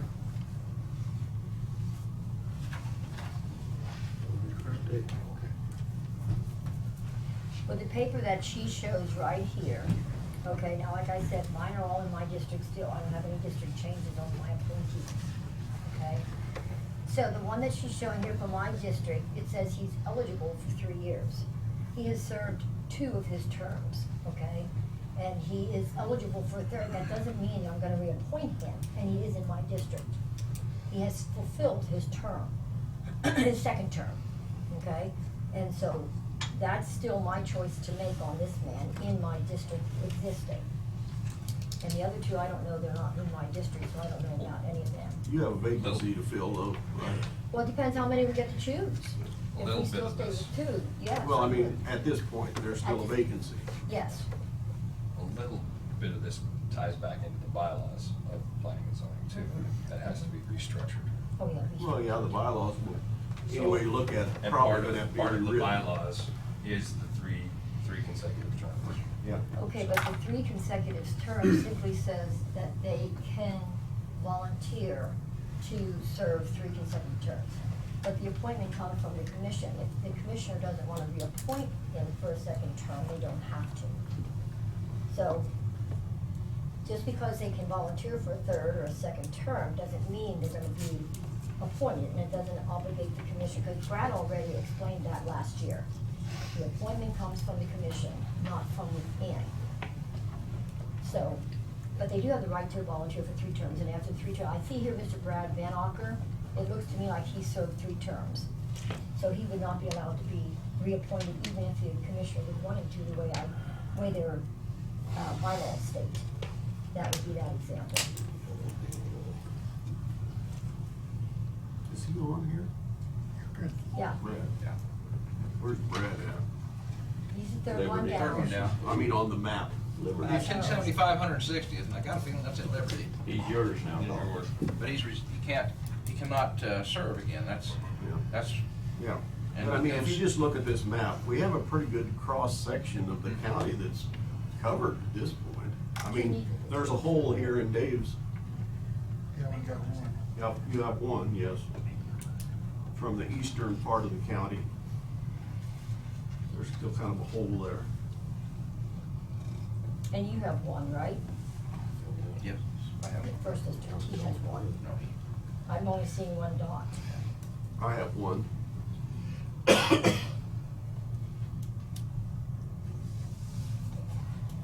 Yeah, this lady here has a question.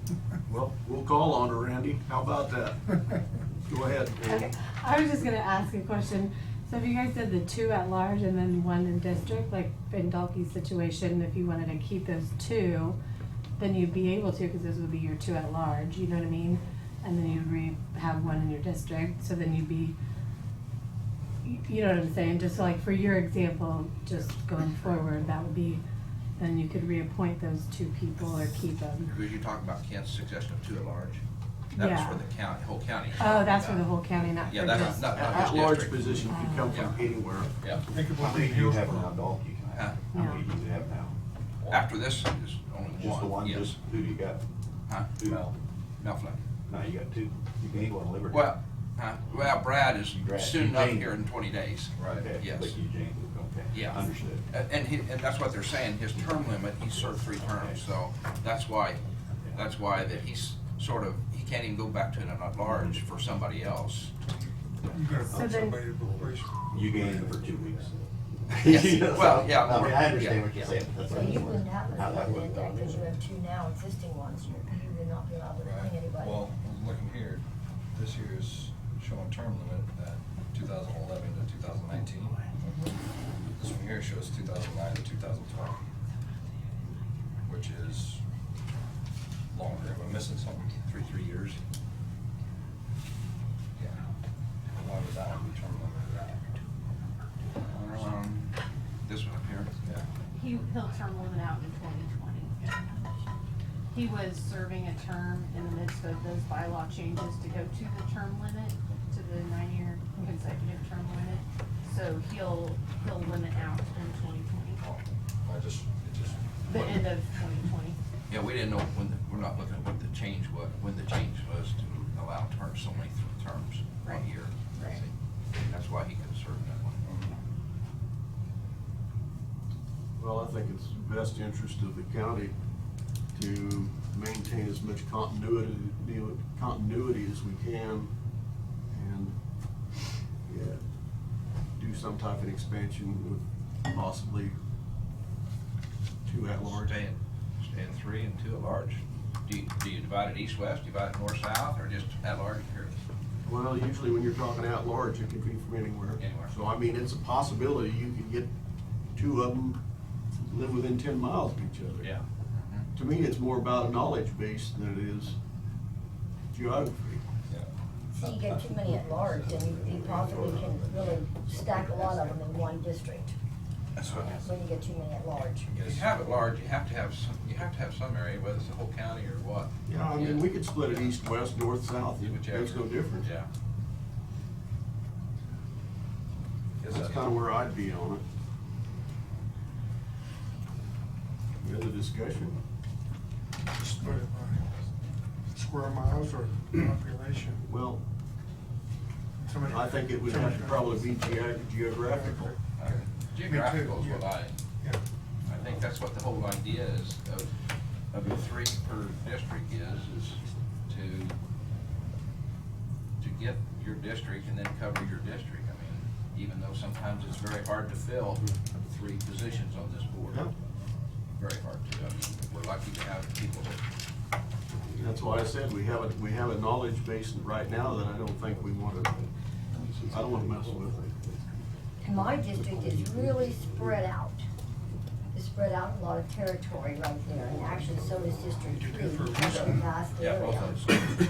Yeah, now the other ones are more condensed, but, You could possibly come up with an at-large member out of your area too.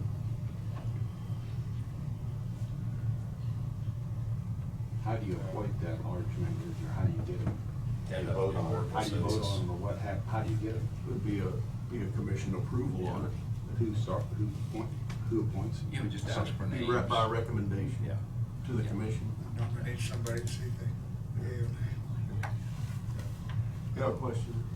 Well, as far as your, who needs to stay and whatnot, they do serve at the pleasure of the commissioner. They can be removed at any time. They do not have to serve out their term. So there's that. State law also, I mean, the bylaws might say in the district, but state law only requires it can be in the county. So that would eliminate the problem as far as finding somebody in your county or in your district. All you need to do is find somebody who lives in the county to satisfy state law. And then, if you do an at-large, we feel it needs to be a unanimous vote of the county, not, or the commission, not a consensus. All 5 of you need to agree on that person or people. Otherwise, we're just back to where we are now, an authoritarian board over there. I agree. That's a good point, on a at large. Well, I agree on an at-large position. I'm not sure, you know, we could have 2 of them from Burns. Well, when we first started the discussion, I was honestly thinking about the 1 in the district and 2 at large, but due to the thought of you could have a whole gang of them come from one area of the county and outrun the districts, well, that I've moved towards the 2 in the district and 1 at large, and that's just where I'm sitting, I guess, and that goes back to more So representation. you're talking about an 11-member board? No, still 15, because I gotta go with what, you know, they've asked, and that's more representation, so. Have you had people ask you to stay that way? Yeah, they'd like to see more representation. I would like it to stay that way. I'm asking you to let it stay that way, 15 people, 15-member board. Does Sharon get a voice, does she have an opinion? Friends, give us Yeah, just give us her opinion. Yeah, I think it'd be, I know it's a tougher I uphill don't know battle. how we're gonna get 15 members plus staff and people from the community in a building unless we rent a venue or go out to the lake every time if we can't get internet service out there. I don't think that we should kick people off if they're willing to serve.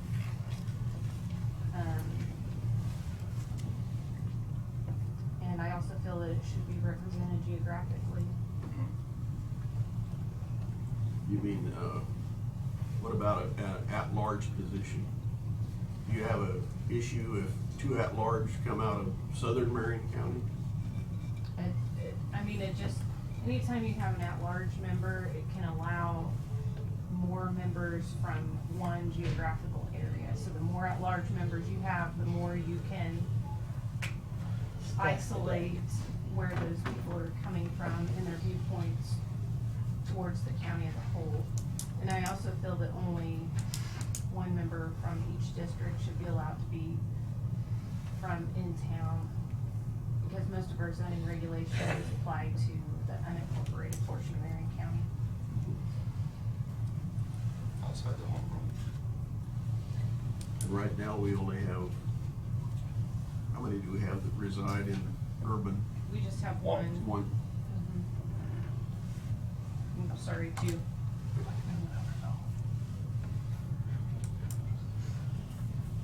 Well, we need to move on this, one way or another. Do we need to listen to what Brad has to say, because we did do some work on it? Yeah, you're supposed to look He up was what supposed was to Kansas. give us some I information. mean, we can table this till next week, I guess. Brad said he's on the way, but he won't be here till after 11. Or 11. Okay. So, you wanna, I was the one that put that on the agenda. I called and asked for that to be put on the agenda because time is fleeing by to have appointments made by the end of the year. I would just ask the commission if they, I had actually twofold for that particular spot that I wanted to bring up. If you wanna move on to that second one and then bring that up when Brad comes, or however you wanna do it is fine. What was the second part? Well, when I put it on, instead of having two different slots, I just said because it all goes basically to planning and zoning. Okay. So I have another subject matter in planning and zoning to also discuss. Okay, well, It's however you wanna do it. we might as well move on to that and see if Brad makes it. Okay, see if Brad makes it here in time. Okay.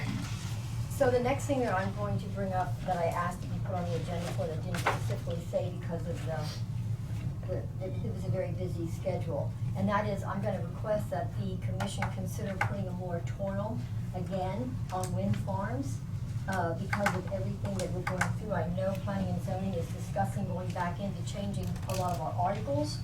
And honestly, that's gonna be a lengthy, time frame to do that, especially if they address all the issues that they need to on the articles and so on and so forth. They were discussing the moratorium at their last meeting themselves. Of course, they didn't make a decision on it, but I do still have the moratorium that, we paid Mr. Hughes to make up. It just seems to me that the timing is right to put on moratorium. We do have 2 wind farms in the county right now. And as I was reading what, Mr. Hughes had presented for us, we would have to make 2 changes on it. And of course, one of them would be in this moratorium where we did have that nothing in this resolution would apply to the construction of the Diamond Vista Energy conversion system previously approved. Naturally, we would have to include or Expedition Wind footprint as well, so that any changes that we were to make with the moratorium would not affect either one of those 2 pre-approved wind farms. There is we all know that there's another wind farm, you know, with leases and going out and about, and as soon as they apply for a CUP, then we have another one that we're gonna have to consider. And so I just think it's really wise of the commission, since planning and zoning is discussing the articles, and they only had their first meeting, and I know it's gonna go into quite detail, on those articles. So I would just ask that we consider putting a moratorium on, again, for wind farms, until we get all that cleared out and all those decisions made to where we wanna be in the county as far as wind farms. How many do we want, and how do we wanna set the rules for them to be? I just think it would be a good thing to do at this time. Any other discussion? With that, saying that moratorium would go through or something like that, do you see that as a benefit to your organization? Just not, because if we're gonna have them in the county, we need to give you the best shot at survival, so. Number one, I can't respond directly because I haven't seen the full detail of the resolution passed. Listening to the discussion so far, it sounds like the intention is that it would not affect our approval. No. After that, our company has no plans for expansion that are in play. Not to say that we wouldn't at some future point, but I don't think it impacts us. There's not a direct relationship in terms of impact. So I think after that, I would say we're probably neutral on the issue. If I could be assured that it doesn't restrict our opportunity to take our project forward, today I would say that I'd be neutral on the issue. It doesn't present any competitive nature with having, There is industries compete. Yeah, and there you is bring some, I mean, if somebody built within a mile or 2 miles of us, you actually impact the wind back and forth. And I would presume that planning and zoning commission would probably want to look at those issues prior to making any decisions at any rate. But beyond that, I don't think there's any direct relation. And again, I'm not in favor. I'm not trying to push anybody else away. And I am saying that, you know, if it's something in the long-term situation that the county's looking for additional wind farms, we may well be interested in expanding our efforts. But though we've got our plate full right now, I think we all agree, getting this first project done and built. And we're not taking any of our interests in trying to look at phase two. We have no leases that we're looking at in other parts of the county that would benefit us at all. Okay. Thank you, Randy. I'd like for the commission just to think before any actions are taken on a moratorium, that there's been a whole group of people working on it when I come on board. They've been working for a whole lot of years to set some rules out that's been followed by both two wind farms now. And so, and that comes from the planning commission. That's why my statement was, it needs to go through the planning commission, and before we would approve something, whether it changes or whatever, they would approve whatever they would recommend. But there's been many, many hours spent by task members, some of the present members. I don't know about present ones back now, because they're all off. But there's been a lot of hours spent on how they come up with wind farm regulations for us. So to keep that in mind, that it just don't happen overnight, and that you can pass a motion, kill it real quick like if you want to. But just keep it in mind that there's a place to do that, and apparently they've started. I didn't get to make the meeting the other night, but you know, that's the people that would like to look at our county, see whether it is feasible or what. I think you'd be doing a disservice to all the county residents if you did not put a moratorium on until that article is fixed. Article 27 was written by a wind farm for a wind farm, and the BOCC minutes reflect that from when they adopted Article 27.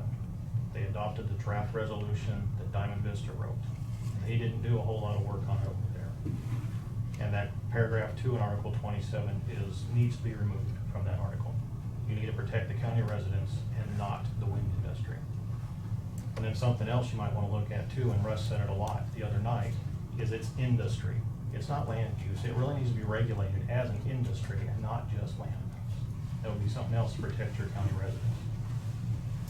And that's a lot of stuff I've been learning, hearing as well, yes. Is this a discussion that you would like scheduled on the agenda with a possible updated moratorium developed and a chance for you to discuss it as an agenda item? Because it was not, as far as I know, an agenda item that was requested or scheduled. Well, I had so- talked to Cherry, and I had said that to Cherry because she's the one that makes it up, so. Yeah.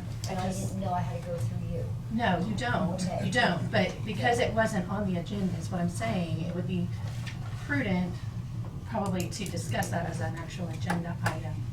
We could put it on as soon as next week if the board wants to do that. Yeah. I didn't know it was gonna be brought up. We can Well, it's discuss just a it. simple question, I mean, you know, it's just a simple thing. Obviously, a lot of the community knew it It- can be brought up. Yeah. It's a real simple thing, Right. and I'm not killing anything, I'm just saying, like I said, 10 times already, no, at least 3 times I brought it before. We need to get things, obviously, even the planning and zoning board that you keep talking about feels as though there needs to be changes, or they wouldn't be talking about it right now. And so they just touched the tip of the iceberg. And so I'd hate to see another company, Boulevard, or whatever it is, which is the parent company, I think is Nextera, is the one trying to come through the other direction, or at least getting leases. I'd like to see that we have our county in a proper position as to what we want to see the county do in the future before we move on. Sharon, I understand there was a motion to that effect at planning and zoning the other night. There was not a motion made nor a recommendation for a moratorium at the planning commission meeting. It was used as one of the board members brought it up as a point of discussion. The the discussion started with possible text amendments to Article 27. Because they wanted to have a discussion next month, right, or bring it up for public meeting next month, wasn't that what they said? Yes, we'll bring it up for a public meeting next month to discuss text amendment changes.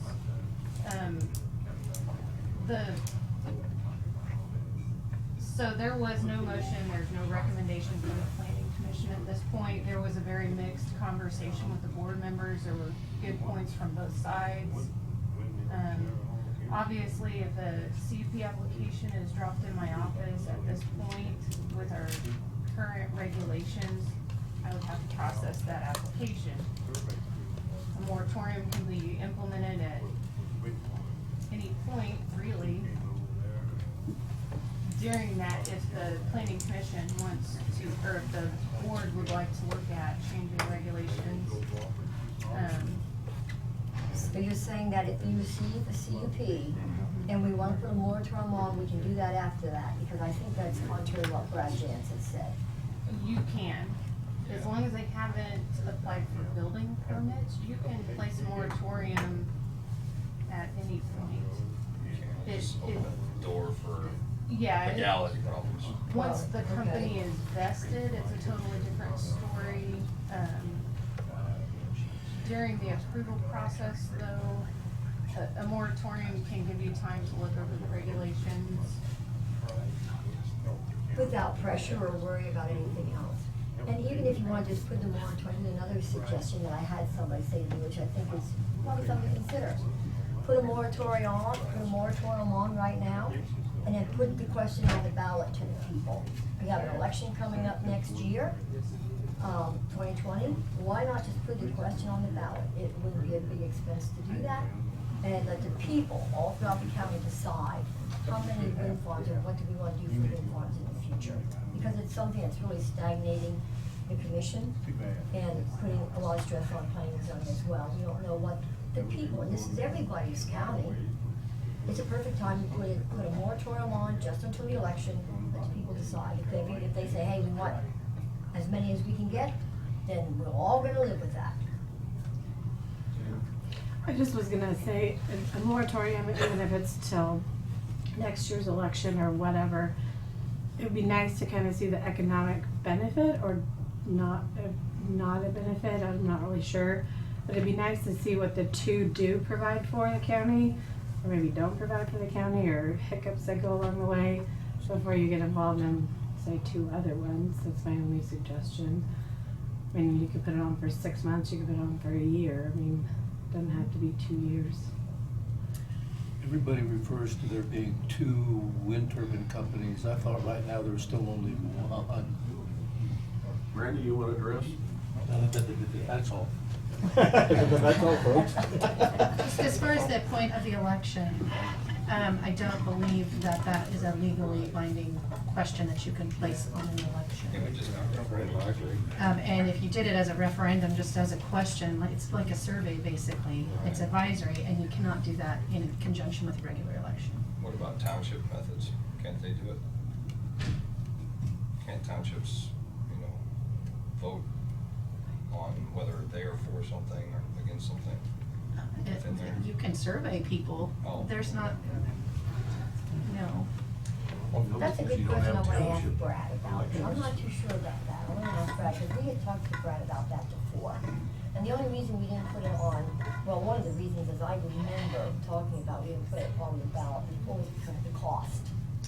Because you have to have a separate special election. But You even if cannot you put just an advisory question like, does the county want this? Like when they did it for the landfill, does the county want the landfill? It had to be a separate question that was sent out. You cannot do it in conjunction with the regular election. It's illegal. So Kansas election law does not allow it. But even if it is just an advisory, remember what we went through with the discussion of the administrator? So it was just an advisory question.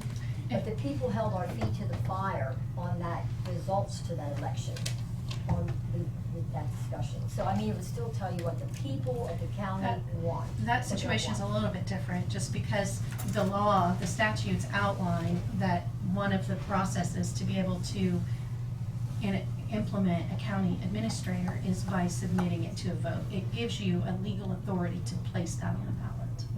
This does not have legal authority to be placed on a regular election ballot. And so you would be, if you did want to go out to see what the people want, I'm not saying you can't do that, you would just have to do it by a special election. You cannot do it in conjunction with a regular election.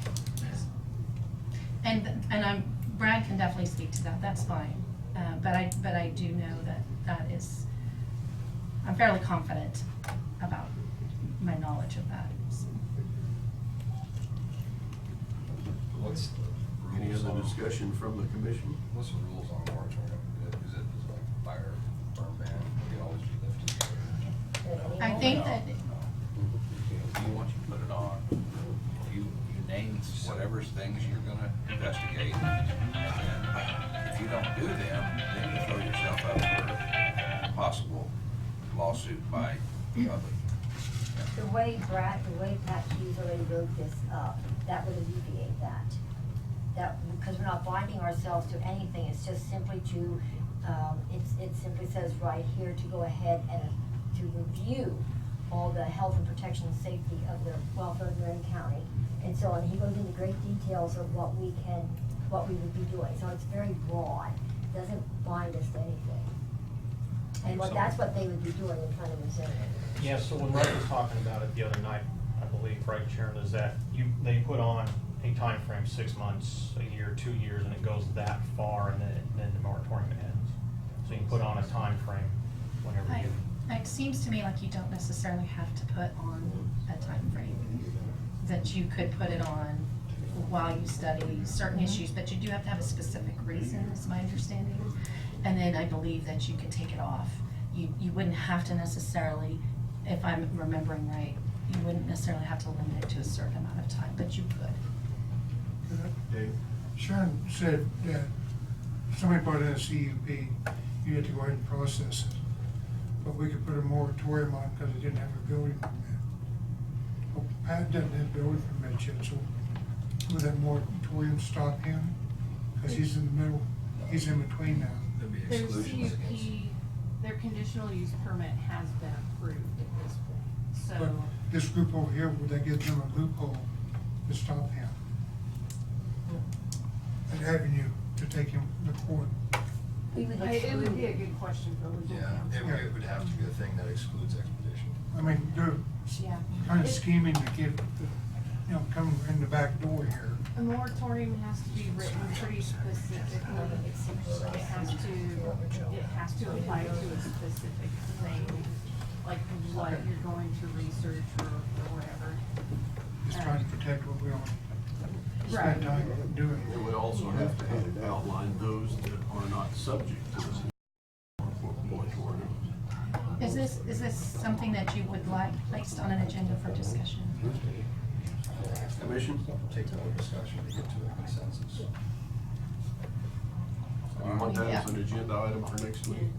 I still feel that we need to see what, if we've got it scheduled in planning and zoning, let's listen. So you're opposed to the moratorium, Randy, is Right that now, what to you're saying? hear what planning and zoning says, I mean, see if they come back and give us some recommendations, why? And that might take quite some time, the way they're doing it. And they don't really have the authority to recommend that. That comes No, right from the, they give that's us a what, recommendation, yes. that is what, Russ Avey said too. It comes strictly from here. The planning Now, commission they can recommend. They can recommend it if they want to, but they really wouldn't wait if we want to put a moratorium on it. But I just want to ask you, but basically you're opposed to it, right, Randy? Not if I get a recommendation from the planning and zoning, that's what I've said all along. Planning and zoning comes to us and thinks that they have C reasonings, well then, they investigate it. There's a few on the planning and zoning that I've talked to, I'm not gonna name any names, but they feel like their hands are tied. Like it fits in the box, but they really don't think there should be any more. But it's left up to our commission to, come to their rescue, I guess, but hey, I'm not sure how to say it. They feel stuck. That's true. I think from planning and zoning, they're just gonna look at the actual planning and zoning regs. Yeah. And they shouldn't be influenced by, we got too many, or we don't have enough. It should be strictly based on, you know, they all have a personal opinion, just like everyone else. But as a group, they can't really look at it that way. Well, there's nothing that says that the commission can't put one on so that you can study whether, you know, adding another one or, you know, is detrimental or not. But I just think it needs to be an agenda item, and you guys all need to have the potential paperwork in front of you before you would make that kind of a decision, and you would need legal guidance as well. So when Brad comes in, we'll talk, because he knows about it as well. It needs to be on an agenda. I think it needs to be an agenda item for next week. Is that a consensus? Yes. Yes. You wanna go a different direction? I definitely think we still need to have it on the agenda. Dave? I mean, it doesn't mean, yeah. So do we want it for next week, or is there a different? I say sooner the better. If we have to go another week, we might as well go sooner. Unless you wanna have to schedule a special meeting. What's the agenda look like for next week? Well, it's got some holes here, but if you're talking about something like this, and you're gonna need, in order to be able to to approve one, you're gonna need the paperwork. You'll need a resolution to be drafted, which that one we had before could be amended. Mm-hmm. But that would need to be.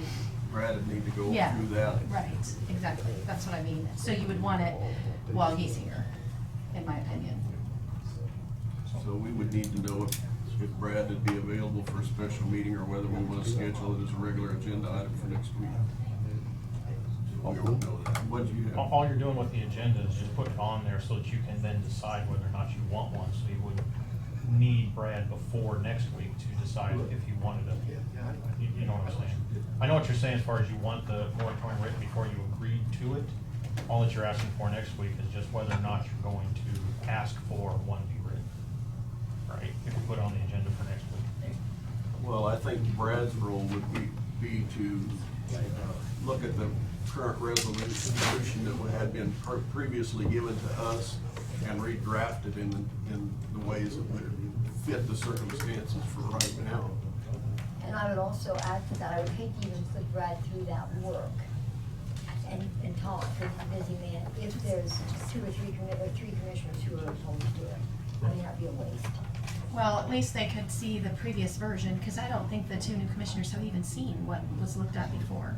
So if you have it as a discussion item, and your counsel is present to give legal advice, and they have the document in front of them to refer to of what was presented before, then you could determine as a board if you want them to move forward with drafting something new. So that's a good point.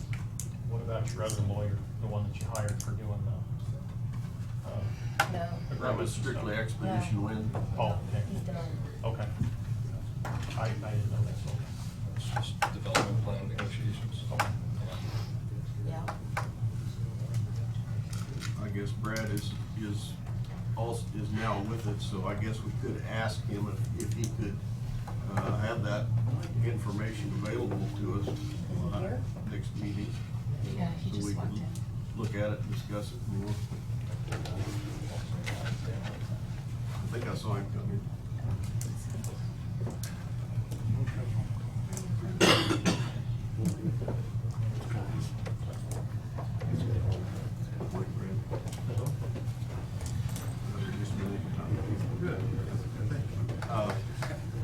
The discussion as far as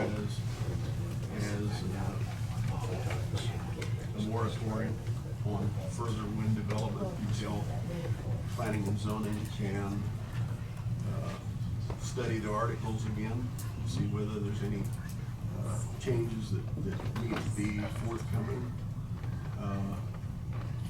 Some type of, we did have a resolution that Pat Hughes had drawn up on prior that could be revisited with some changes that would be necessary. Whether you could look at that and see what areas of that would be viable today, or what changes would need to be made to it for a agenda item for next week. Sure. You can say I was right through the meeting today. Yeah, no. Yep. So did you Especially want a since we copy have of two that? new members. I've got it. You do? I thought you did. Okay. Sure. That will be an agenda item for next week, and we'll table the discussion on that until then. So. Okay. The other item was the board. Yeah. And Brad, you were gonna have something prepared for us on that board today, am I I right? did. I did not bring or send over the resolution, but I have gone ahead and drafted that as well. You'll recall that we made some changes to that in 2018. The original one was in 91 that originated the Planning and Zoning Board. Then in 2018, we expressly, that's the first time we, other than in the bylaws, noted the express 3 appointments per 3 commissioners. That's what gets amended, and then the Planning and Zoning Board will also, in their bylaws, need to change it because it reflects that same thing. Sharon gave me everything in terms of the current existing board, the dates of their terms, etc. And there's several ways we could go about implementing. You can take the first 4, well, let me back up. I left it at 9 so far as kind of a recommendation to you. Each of you appoints 1, the other 4 are done at large. And then I expressly put in there a provision. This is all subject to your change, and that's what I want input on today. Those other 4 appointed at large as they come due, then, once we get a transition, there would be no more than a maximum of 3 from any one district, so that you don't end up with a potential full majority out of one of the 5 districts. That's just my thought. It's not a requirement in the statute. You can do that any way you want. But I was looking at keeping it at 9 so that it doesn't get overly large, but again, subject to your opinions as to whether you want it to go to 11, or we talked about 15. I would probably not be a real advocate of the 15, not because it isn't great for overall representation, it's just really unwieldy. It gets an awful lot of people there, but you may not share that opinion, and that's your call. You can do that any way you want. What I did was try to keep it somewhat constant with what we currently have and not completely create upheaval in how that all gets done. You have 2 this year that need to be, that you're gonna, somebody's gonna need to take action on. And I'd have to look at my list. I know one of them is, we have a vacancy right now. Right, and then one of them was Commissioner hearings, I recall. Anyway, there's several ways we could go about doing that initial implementation. We can simply assign, as best we can, based upon either currently in your district or not, the existing membership, 1, 1, 1, 1, 1, and then the other 4 as they initially come up, go ahead and appoint those at large. And then going forward, you'll be able to delineate between your at-large members and those that are expressly appointed by each of you. And this all presupposes that you think that leaving it at 9 is appropriate. That's your call. That's the reason I didn't present that resolution today. Well, that's just one of many options. Statutorily, you have freedom to do this as you see fit. I mean, if you want to go ahead and do up to the 15 and you want to do them all, heck, you can even really do them all at large, although one of the things in the statute is ensuring in some fashion that each of the districts is fairly represented. I mean, it's just generally worded that way. So I want at least 1 insured. That's why if you use the 9, at least 1 from each of you. And then if you keep the limit on the large ones from being more than 3 from any given district, you've also addressed, some uniformity in that way as well. That's my initial thought. So by going that route, we could keep continuity with where we're at right now. Yes. I would anticipate we would continue to do what we're doing now. We're just going to assign. Basically, you're going to have, okay, the existing membership would be assigned to, this is your appointment. This person, when it comes up, will be yours, for example. And then the other 4 will become at large positions. So would it be reasonable then also, when you're doing at large positions, I'm very uncomfortable with it being a 3 or just a majority vote. It needs to be like, I would like to see it be either a full board agreement or 4-1 or whatever, but not just a majority. You could create a supermajority requirement. if you want to. Yeah, there's nothing that I'm aware of. I hadn't anticipated that. Nothing that I'm aware of that precludes you from doing that in the statute. They give you pretty much within reason, other than that general make sure it's fair representation standard, pretty much carte blanche authority as to how you appoint. So if you'd like to set it up that way, we just do that by resolution. Okay, so you see what I see with all those at large there. Take for an example, let's just assume Mr. Daugherty has somebody in his district that served 2 terms or something, and he doesn't want to reappoint that person, he wants to select somebody else. Mm-hmm. Okay, and so he has that freedom to do that, Right. right? Because that is his appointment. Yes. Okay, so the rest of the board members are like, oh my God, no, we can't get rid of our buddy. So then at large, they'll appoint that same one, which is what happened last year, Mhm. basically, with Nick, like, you know. So they just put him right back on. But So, we do have a limitation on term, so that Right. does. but, Yeah. okay, but my point is, if it's somebody, if they have, right now we have 3, they are entitled to serve 3 terms. Right. If they so, but that doesn't mean they're gonna be selected for 3 Right. terms, okay? Right. So where the board has a problem is they like to keep their little bunch together, okay? So, and I like to point some people who are qualified, and I know Sharon's qualifications are just that they can read. My standards are a little higher.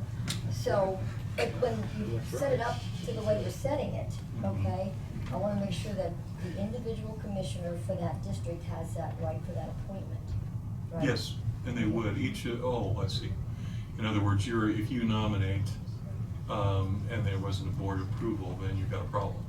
You're looking to make sure that each of those 5 is your individual appointment. Well, whatever my number is designated to be. Yeah, yeah. Okay, if But I'm those are entitled to yours. 2, they would be mine. And so if Mr. Daugherty doesn't like my appointment, that's too bad because it's my appointment. If I don't like his, Yeah. then that's too bad for me. It's his appointment. You know, because everybody in their district, the people in our district, my people voted for me in my district. Yeah. They trust my judgment. They don't Yeah. necessarily want Mr. Becker or Mr. Daugherty or whatever appointing people in my district. And on the same way, their people want them to appoint their people, okay? Okay. So that's what I call serving the people, Yeah. okay? So to keep that type of integrity, to go with all these at large, it's gotta get to be, at some point in time, we're gonna put ourselves in a box. Unless we really stick that at large thing pretty stiff. Like I said, a supermajority vote, approval, or something. I wonder if you should have an application process for your at-large, where you have a certain time of year where you open that up, and anyone who's interested in serving in that would complete an application to be submitted to the board for you to review and Which is what I would choose. anticipate too, yeah, I agree. Well, and that's fine too, but it's For just your at-large. suppose you got 2 people on that, you're still in the same boat. If you have 2 people submit the application, and I like one, and they like the other, you know what I'm saying, somebody's gonna win, somebody's gonna lose. It'd be the same as if it was somebody just that I appoint, but they don't want that person to serve. And we've been there already, you know, on different boards to where I appoint somebody and somebody else on the board didn't like that person, or vice versa, you know what I'm saying? And I don't wanna give that type of option out there. Mr. Daugherty, I want him, my thought, I want him to be able to appoint his people in his district. And I want the same privilege, and everybody else have that Mhm. same privilege. We know our people, and the people know us and trust us to vote, so our areas are properly represented. Okay. Lowest common denominator, then you can go ahead and just reduce your board size, which I don't know that anyone's gonna necessarily be in favor of, to 5.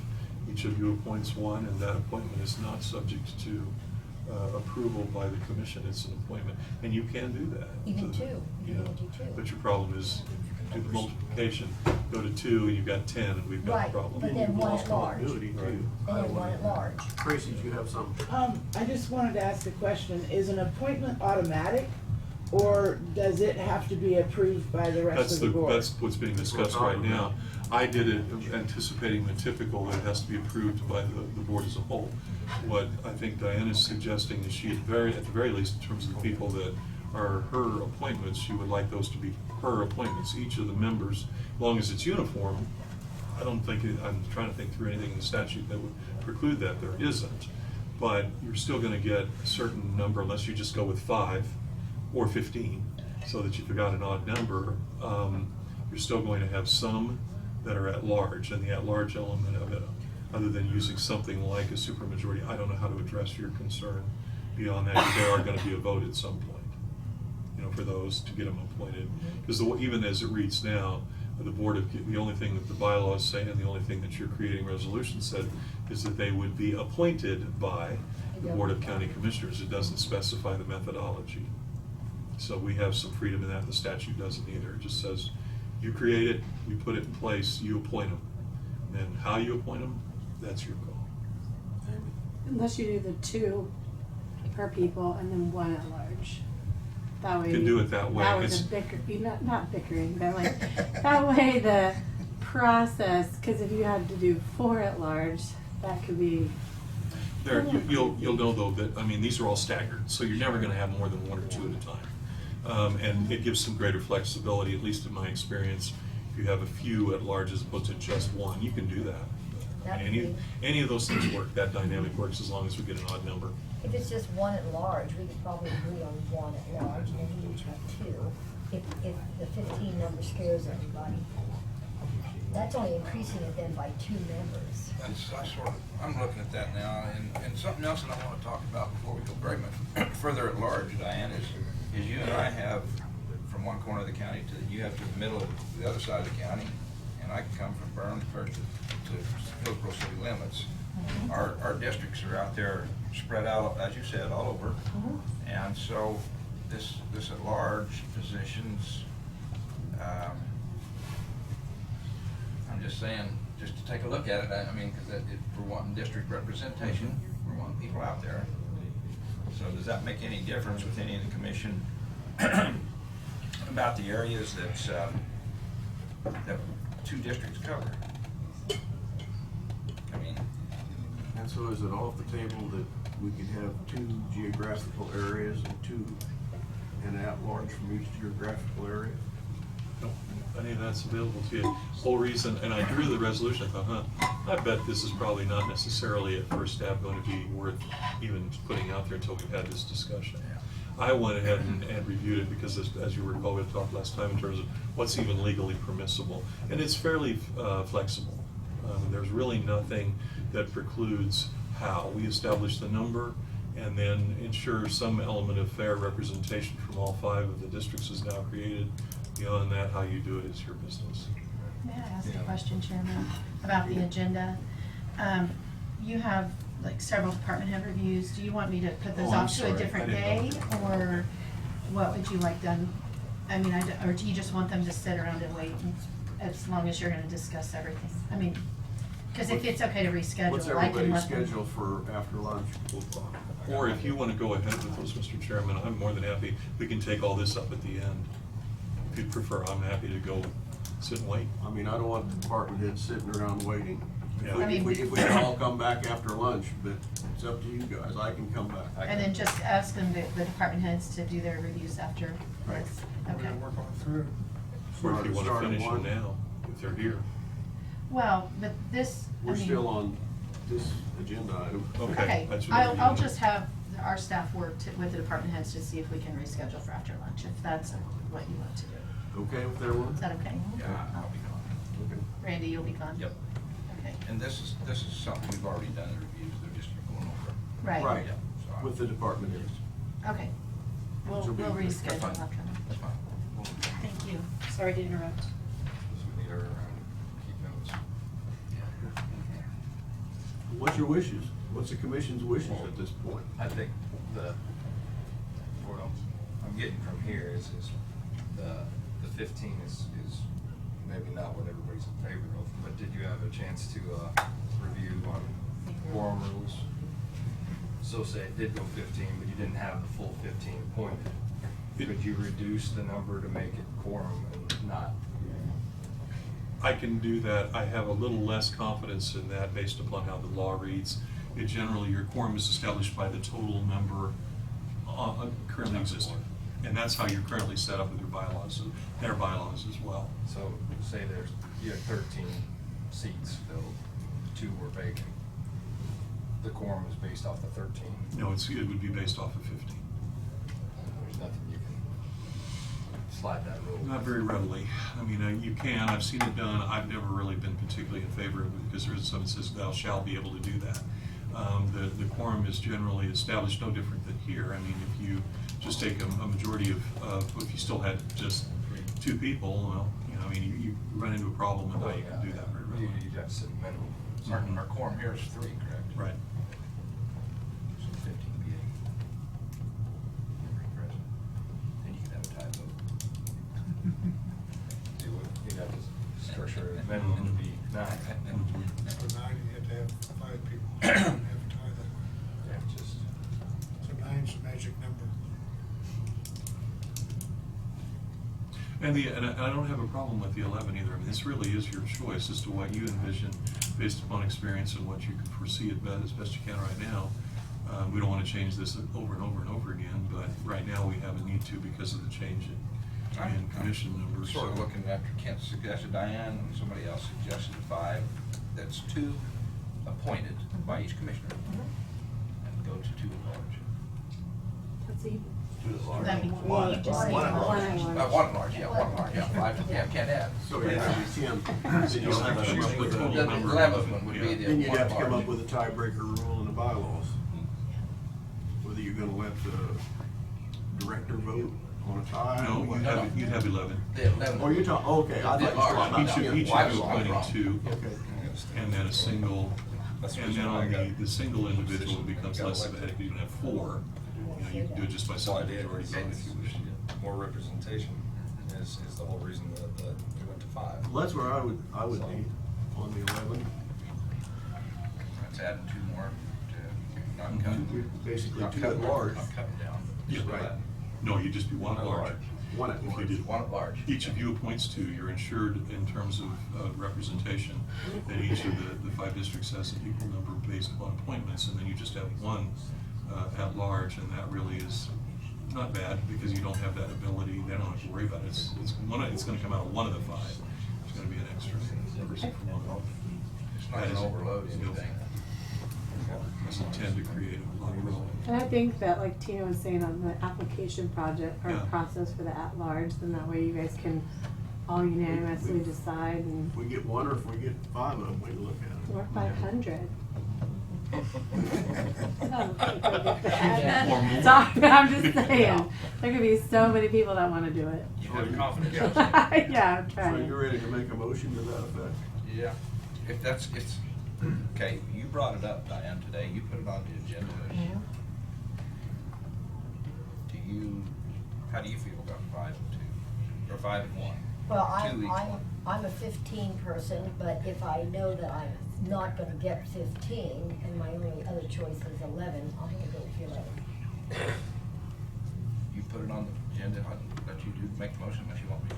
Go ahead. Okay. Make the motion for Marion County Planning and Zoning Organization to, at some stage, move to 11 members. Each district have 2 appointed representatives per district, and 1 Marion County appointed at large by the commission. I would like to just leave it at that right now, and then decide on, leave that motion there, and then later come back and see how we want, whether it's a 4/5 or 5/5 board agenda majority. So that's, I'd like. Super majority. Yeah, I'd like to leave that off the motion right now and come back and make that a separate deal. Just go through, so we're getting started and then go to there. What I will do is what I've done in the past. It's motion now, Brad. Just to clarify. How would you vote like if 5 people come up and you pick one? I'm just asking. That's something you gotta plan on? Thank you. That's I something- wanted to add that it be through an application process to the board. Okay, how you decide on that, so I'm just asking. Yeah, So if you yeah. got How large 5 or would 6 be an people come up, how Application it's handled. process, yes. So we can get, Right. everybody can, from the county, knows about it, just be in the paper, put your application in. If we get 500, like Amy says, well, Yeah. we got a problem. But I'm just saying, just so it's not just such a, well, we vote one time, we Yeah. vote one off, and you get down to 1. No. How do you know? Yeah. Okay. Any other discussion? Need a second, I think, before we Yeah. start to. We have a motion on the table. I'll second that. Any other discussion? Just for clarification, what I will likely do then, so we get this resolved is bring multiple resolutions next week. One of them, you know, will be the supermajority, there'll be the simple majority, there will be a unit. I don't know about unanimous, that gets a little bit tough. But at least a simple and super on 11 and get that all laid out for you so that you have those as your choices. Hopefully, we can then vote on it and get somewhere. Okay, motion been made and seconded. All those in favor? Aye. Aye. Opposed? I gotta stick with the 15. I gotta oppose. Are you opposed, gentlemen? Yeah. You opposed, Diane? I'm gonna go with it, I'm gonna go with the 11. 4-1. Okay.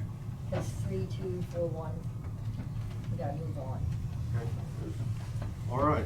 How long was that water? Means that we're gonna come back after lunch to do department head evaluations, which will be in executive session. That's the last agenda item, so I'll open up for public comment, citizen concern. Oh, actually, I do have a suggestion for the board. Because the camera's up here, if you guys might get a mic to at and around the audience when they're doing stuff, because it doesn't pick it up, like when they were doing the transfer station over here with the electrical, the gentleman sitting over here talking, I don't think that mic's gonna pick him up as far as what he was saying. And it does pick up out here in the hall, so it's just for better when you're watching the videos of the commission meeting to be better pick up. Consideration, get some prices on that. It'd just be like, you know, a wireless or something, that hand back and forth. Anyone else? Chairman, I don't have any specific. I'll get to it in just a second because I want your input. Okay. Okay. Anyone else? Can I ask one question? At large, does that guy get to play 3 years term for 3 years? Or It's not even 3-year term, in my understanding. Well, Correct, Sharon. Just, or If if we he stick gets with 3 the years same and get bylaws, reelected, it since will it's be. at large? Be the same rules as I anticipate it right now, unless they change it. Just asking Same how rules that as the others. works. I mean, Three since it's that year large. terms, depending on if you do that, follow the same, they've got the same voting rights, everything else, it's just one at large. Do I understand you, though, Charlie, you're asking whether if it's an at-large, and then he gets done with that term, and one of the commission picks him up for the next 2 terms? then- Well, not even that. If you want to just say since he's at large, why should he be in there for 9 years?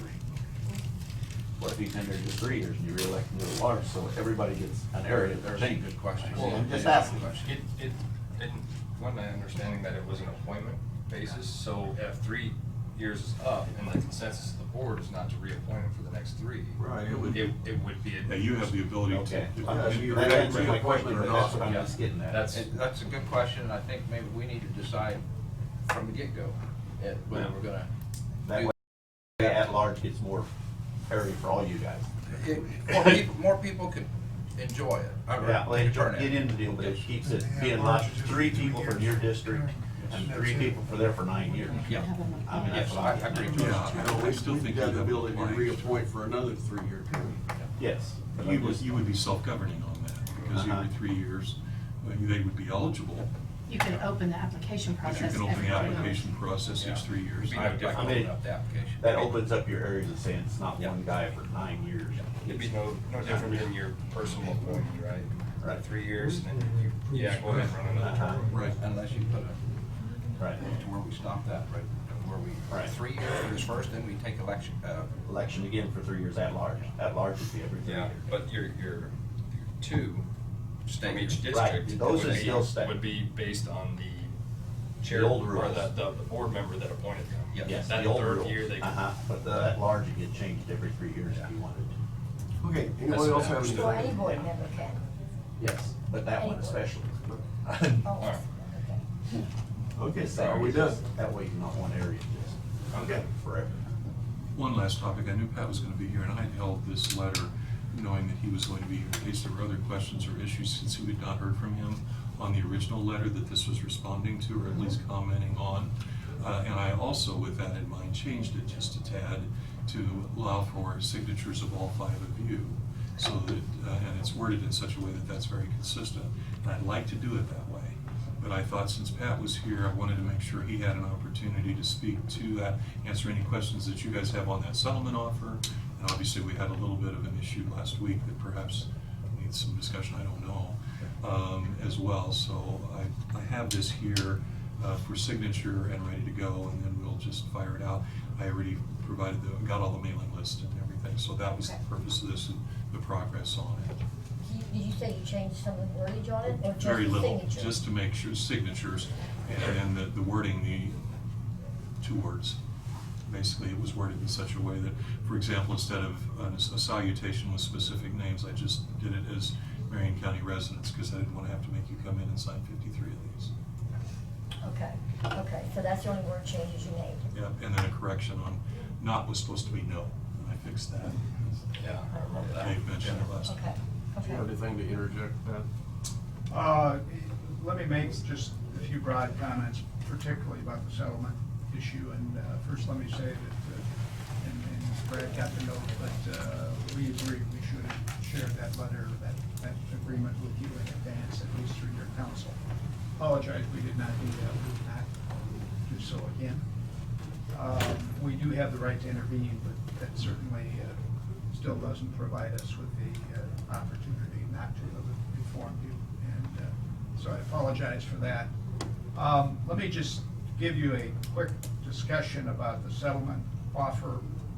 Wasn't sure I wanted to do this publicly, but I think it's probably in the marketplace, and there's enough of those letters out there that maybe I could just reinforce that. First, with regard to last Thursday, my comments are short and sweet. Number one, we think that'll be an isolated incident.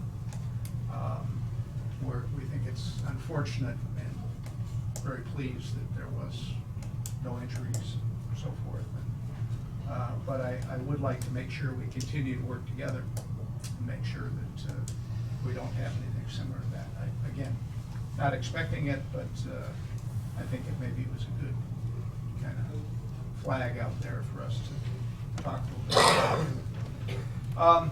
With regard to why and how we made the settlement offer, and it's in the letter, I think we have made several efforts through this whole process to be responsive to non-participatory landowners. I just remind you of a couple of those issues. Number one, first, these project CUPs are 8 years old.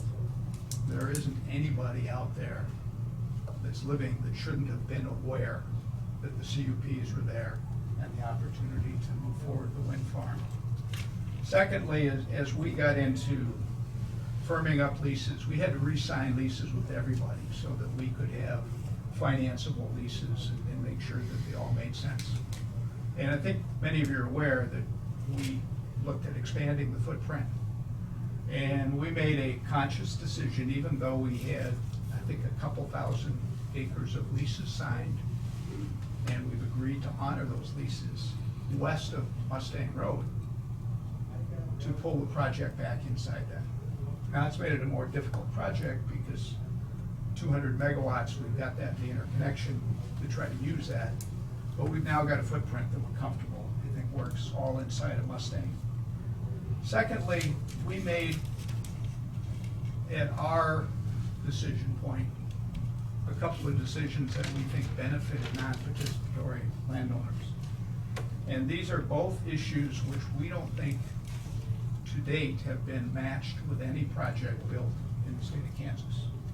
And I think that's important so that you hear that. First of all, we agreed that we would be 2,000 feet on a non-participatory landowner's home from any turbine. And I can tell you, and Sharon's seen some of the layouts, we're significantly above that 2,000 foot level, generally at 2,200, 2,300 and up. And we're not aware, typically that number runs maybe 1,500 feet, but we thought given the concern and the issue that we should increase it to that. Secondly, we increased the amount per year for non-participatory landowners within relative proximity to the project to $2,000 per year. And we have offered that through the end of the first year of construction. In other words, if there are landowners that are not signed up. We do need a signed agreement, I think that's fair on both sides. But if they're non-participating landowners that qualify, we've offered through the end of the first year of construction to sign those agreements with them. And at that stage, it would have to, I think, end. It's not a huge amount of money, understandable, but, you know, over a 30-year time period, it's $60,000 on a, you know, that's a couple of college educations or a lot of nice vacations. When we weigh that next to the 2,000 feet, we think we have been responsive and particularly also pulling back so that we're now all east of Mustang. When we put the settlement offer together, we thought we're in a time period right now of maybe another 30 days before we actually give our response filing in conjunction with the county. And we understand that that can be a lengthy process. It can be expensive. And so we kind of identified it and said, let's find something that's fair, number one. And maybe starts to get into the area that if we pull back on the settlement offers, because if we can't get 100% participation, we can't move forward, right? So if we don't get that participation, we're gonna come close to spending something in that range of dollars by the time we fully litigate it. Let me be real clear though. We have very little doubt after looking at the current litigation that we will prevail, similar to how we prevailed in the first two cases. We understand that that's still open, but we will be in a position after we have the filing out there to discuss moving forward with our lenders and so forth, given what we believe will be a pretty high level of comfort that we've done everything right. And let me compliment the county. Interestingly, even the first set of CUPs that were challenged, that was ultimately dismissed, was all done in action several years ago. And that record turned out to be pretty stellar. And because of that record, the judge did dismiss it. We, I think, paid attention, working with Sharon and her staff, and followed through on the CUP 7 in a very similar manner, and in fact, even probably more precise manner, and don't believe that there are any issues out there that will come back to haunt us. My final comment on the settlement offer is that we don't have, in your comments, and I think, Diane, you made the comment about, geez, can you put that into the development period, the pilot payments?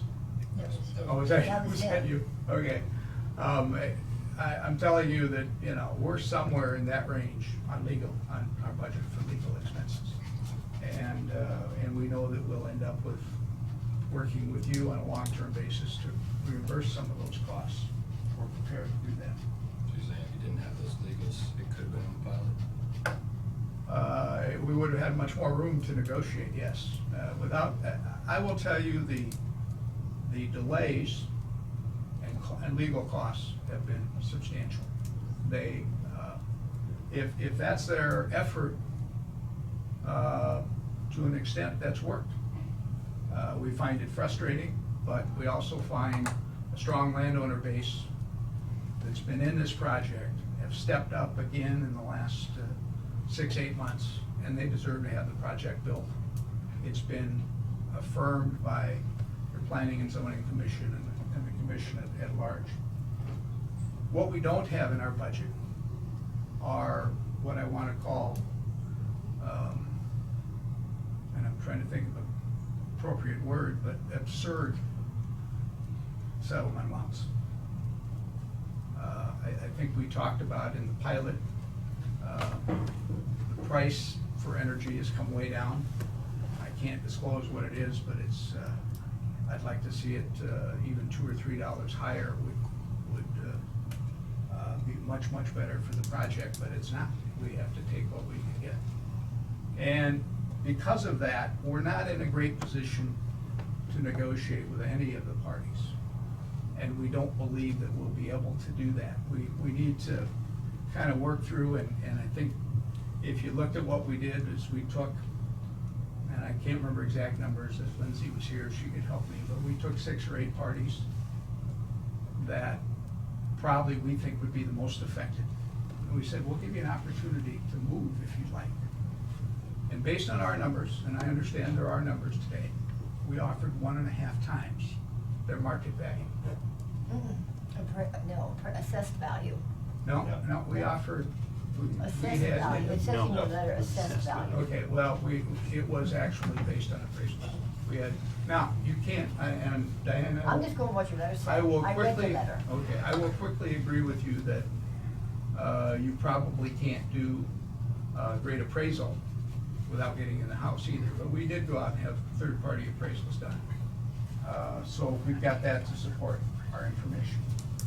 Then we took a group that are kind of in the area and will be outside generally of that 2,000 foot, but we also offered them a small payment and the right to join at $2,000 a year on a consistent basis. So we expanded that $2,000 a year payment to those people. Then there were a number of people that are several miles away, and we made a modest but significant, when you add up 30 or 40 people, cash payment. And that was our structure. If you ask me, can we change it by $1? Sure. It's not that we don't have any room, but we don't have room to pay somebody 10 times the value of their home, which is what we've been asked to do in some cases. We're willing to meet with anybody. We made it very clear. We've gotten a number of agreements back signed, but everybody knows we need, information and agreement across the board. And so at some point, probably in the next 2 weeks to 30 days at most, we'll either hopefully have agreements in place, or we're gonna have to go on. And that's when the meter really will start for us in terms of legal expenses. So again, you should have known about that idea in advance. Apologize that you did not. Trying to be pretty transparent this morning, so if you've got any questions, I'm happy to address them. Commission have anything for that? If not, thank you for addressing that. Chief's coming in. Okay, that was the last item on the agenda for this morning, so we will recess until 1 o'clock.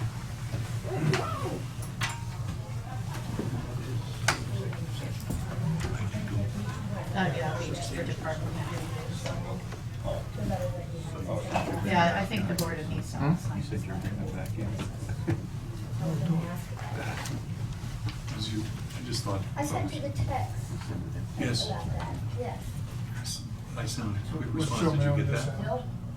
No. We've had that problem several I'm times. thinking, Sign it yeah, regardless. you don't like me very much. No, I went ahead and responded to it yesterday.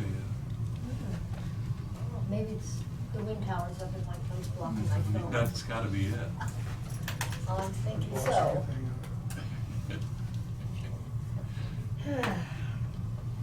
I can still mail this letter out. Yeah, we'll, How many people is it? 53, I believe. The mailing list is attached. You better check my email, my address again, because I don't Okay. have anything from you. I'll send it to, trial text again and see if it goes through. And let me comment, I think we sent you the full mailing. You did, and it's right there. I were one or attached two it people so that, that were included on that list that, for various reasons, we've included as part of the settlement that may not be in the current lawsuit. that's why I asked for that. I appreciate getting that so we can send it to everyone.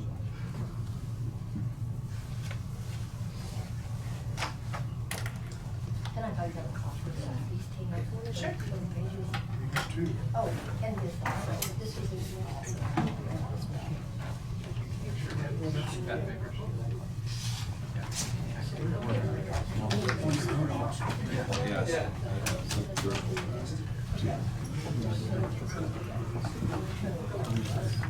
Oh, okay. I went right there and moved on. So are we recessed then? Chairman, are we recessed? Yes, we're in recess till 1 o'clock. Just had the attention for us. I'm gonna go ahead and move. I don't know where Randy's at. He said he wasn't gonna be back. He's not? Okay. I'm gonna move recess into executive session in order to discuss, department head evaluations, under item number 1, matters of personnel, non-elected personnel pursuant to KSA 75-4319B with the commission and Travis for 15 minutes until 1:15, and then we will resume into open session. Second. Moved and second, all those in favor? Aye. Aye. No action taken. I'll go ahead and move that we recess into executive session in order to discuss department head evaluation under item number 1 for personnel matters of non-elected personnel pursuant to KSA 75-4319B with the commission and Isaac Hett until 1:30. We'll resume in open session. Second. Moved and second, all those in favor? Aye. Aye. Okay, Isaac. 5 minutes. I'm not gonna make a 15-minute one next time. Okay. So you can't take any action, but you can talk. So I have the revisions to the minutes, which you already voted to accept, but I just wanna make sure this is okay. I changed the wording a little bit because I'm trying to get it on one line, otherwise I have to completely redo the whole, this bottom part of this page is gonna have to go on the next page, so see if that's okay.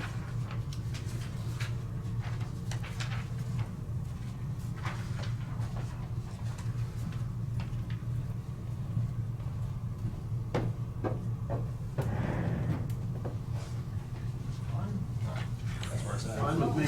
All right. And we already had a motion to approve with the amendments, so I just need a signature. Okay. And I need you to re-sign November 27, because that's on the back of this one. Oh. So you already signed it once. So there's 2 for you. You wanna keep going?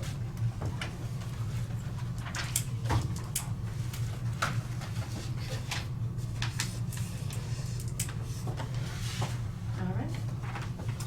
Figure out all the flavors. Yes, it's all right here. Now it says silver and gold striped chocolate coconut. And I only see there's 2 of those in here. I already took one out. So there's 2 in there. I can't match up with it. This is excellent candy. Well, I'll have some. I got one earlier. Randy offered me one. Thank you. So where are they from? But I didn't take a coconut one. Yeah. That's a good move. I don't know where they come from. Is this Curcumite. Russian chocolate or Bavarian chocolate? Where is it from? Doesn't say. It's underneath their label. Is that all they're gonna give us? It probably is. Yeah. Taking a jacket or hat or something. Thought we'd all get a round trip ticket to Hawaii or Mouth look good. After the fact. It still wouldn't look good. Well, it does not say, so. It's. Look at it.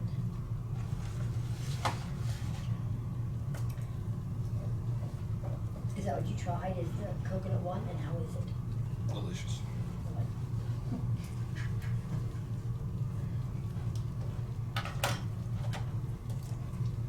Save it for later. It's Made amazing. 2 pieces. I didn't have lunch, so Yeah, and maybe for mine too. I've had 2 monsters. This is my 3rd. And I had some chocolate and a couple cookies. So, my diabetic shock's about to kick in. We're not listening to this, are we, Neely? No, I'm not listening about the drink. Either. I'm not. Have you heard anybody having their heart stop for not keeping up? I just wouldn't recommend it. Neither does my wife.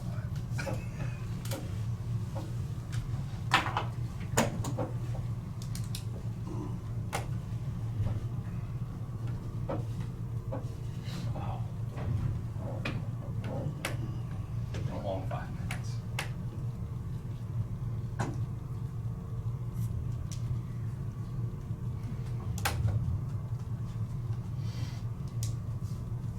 We'll get there.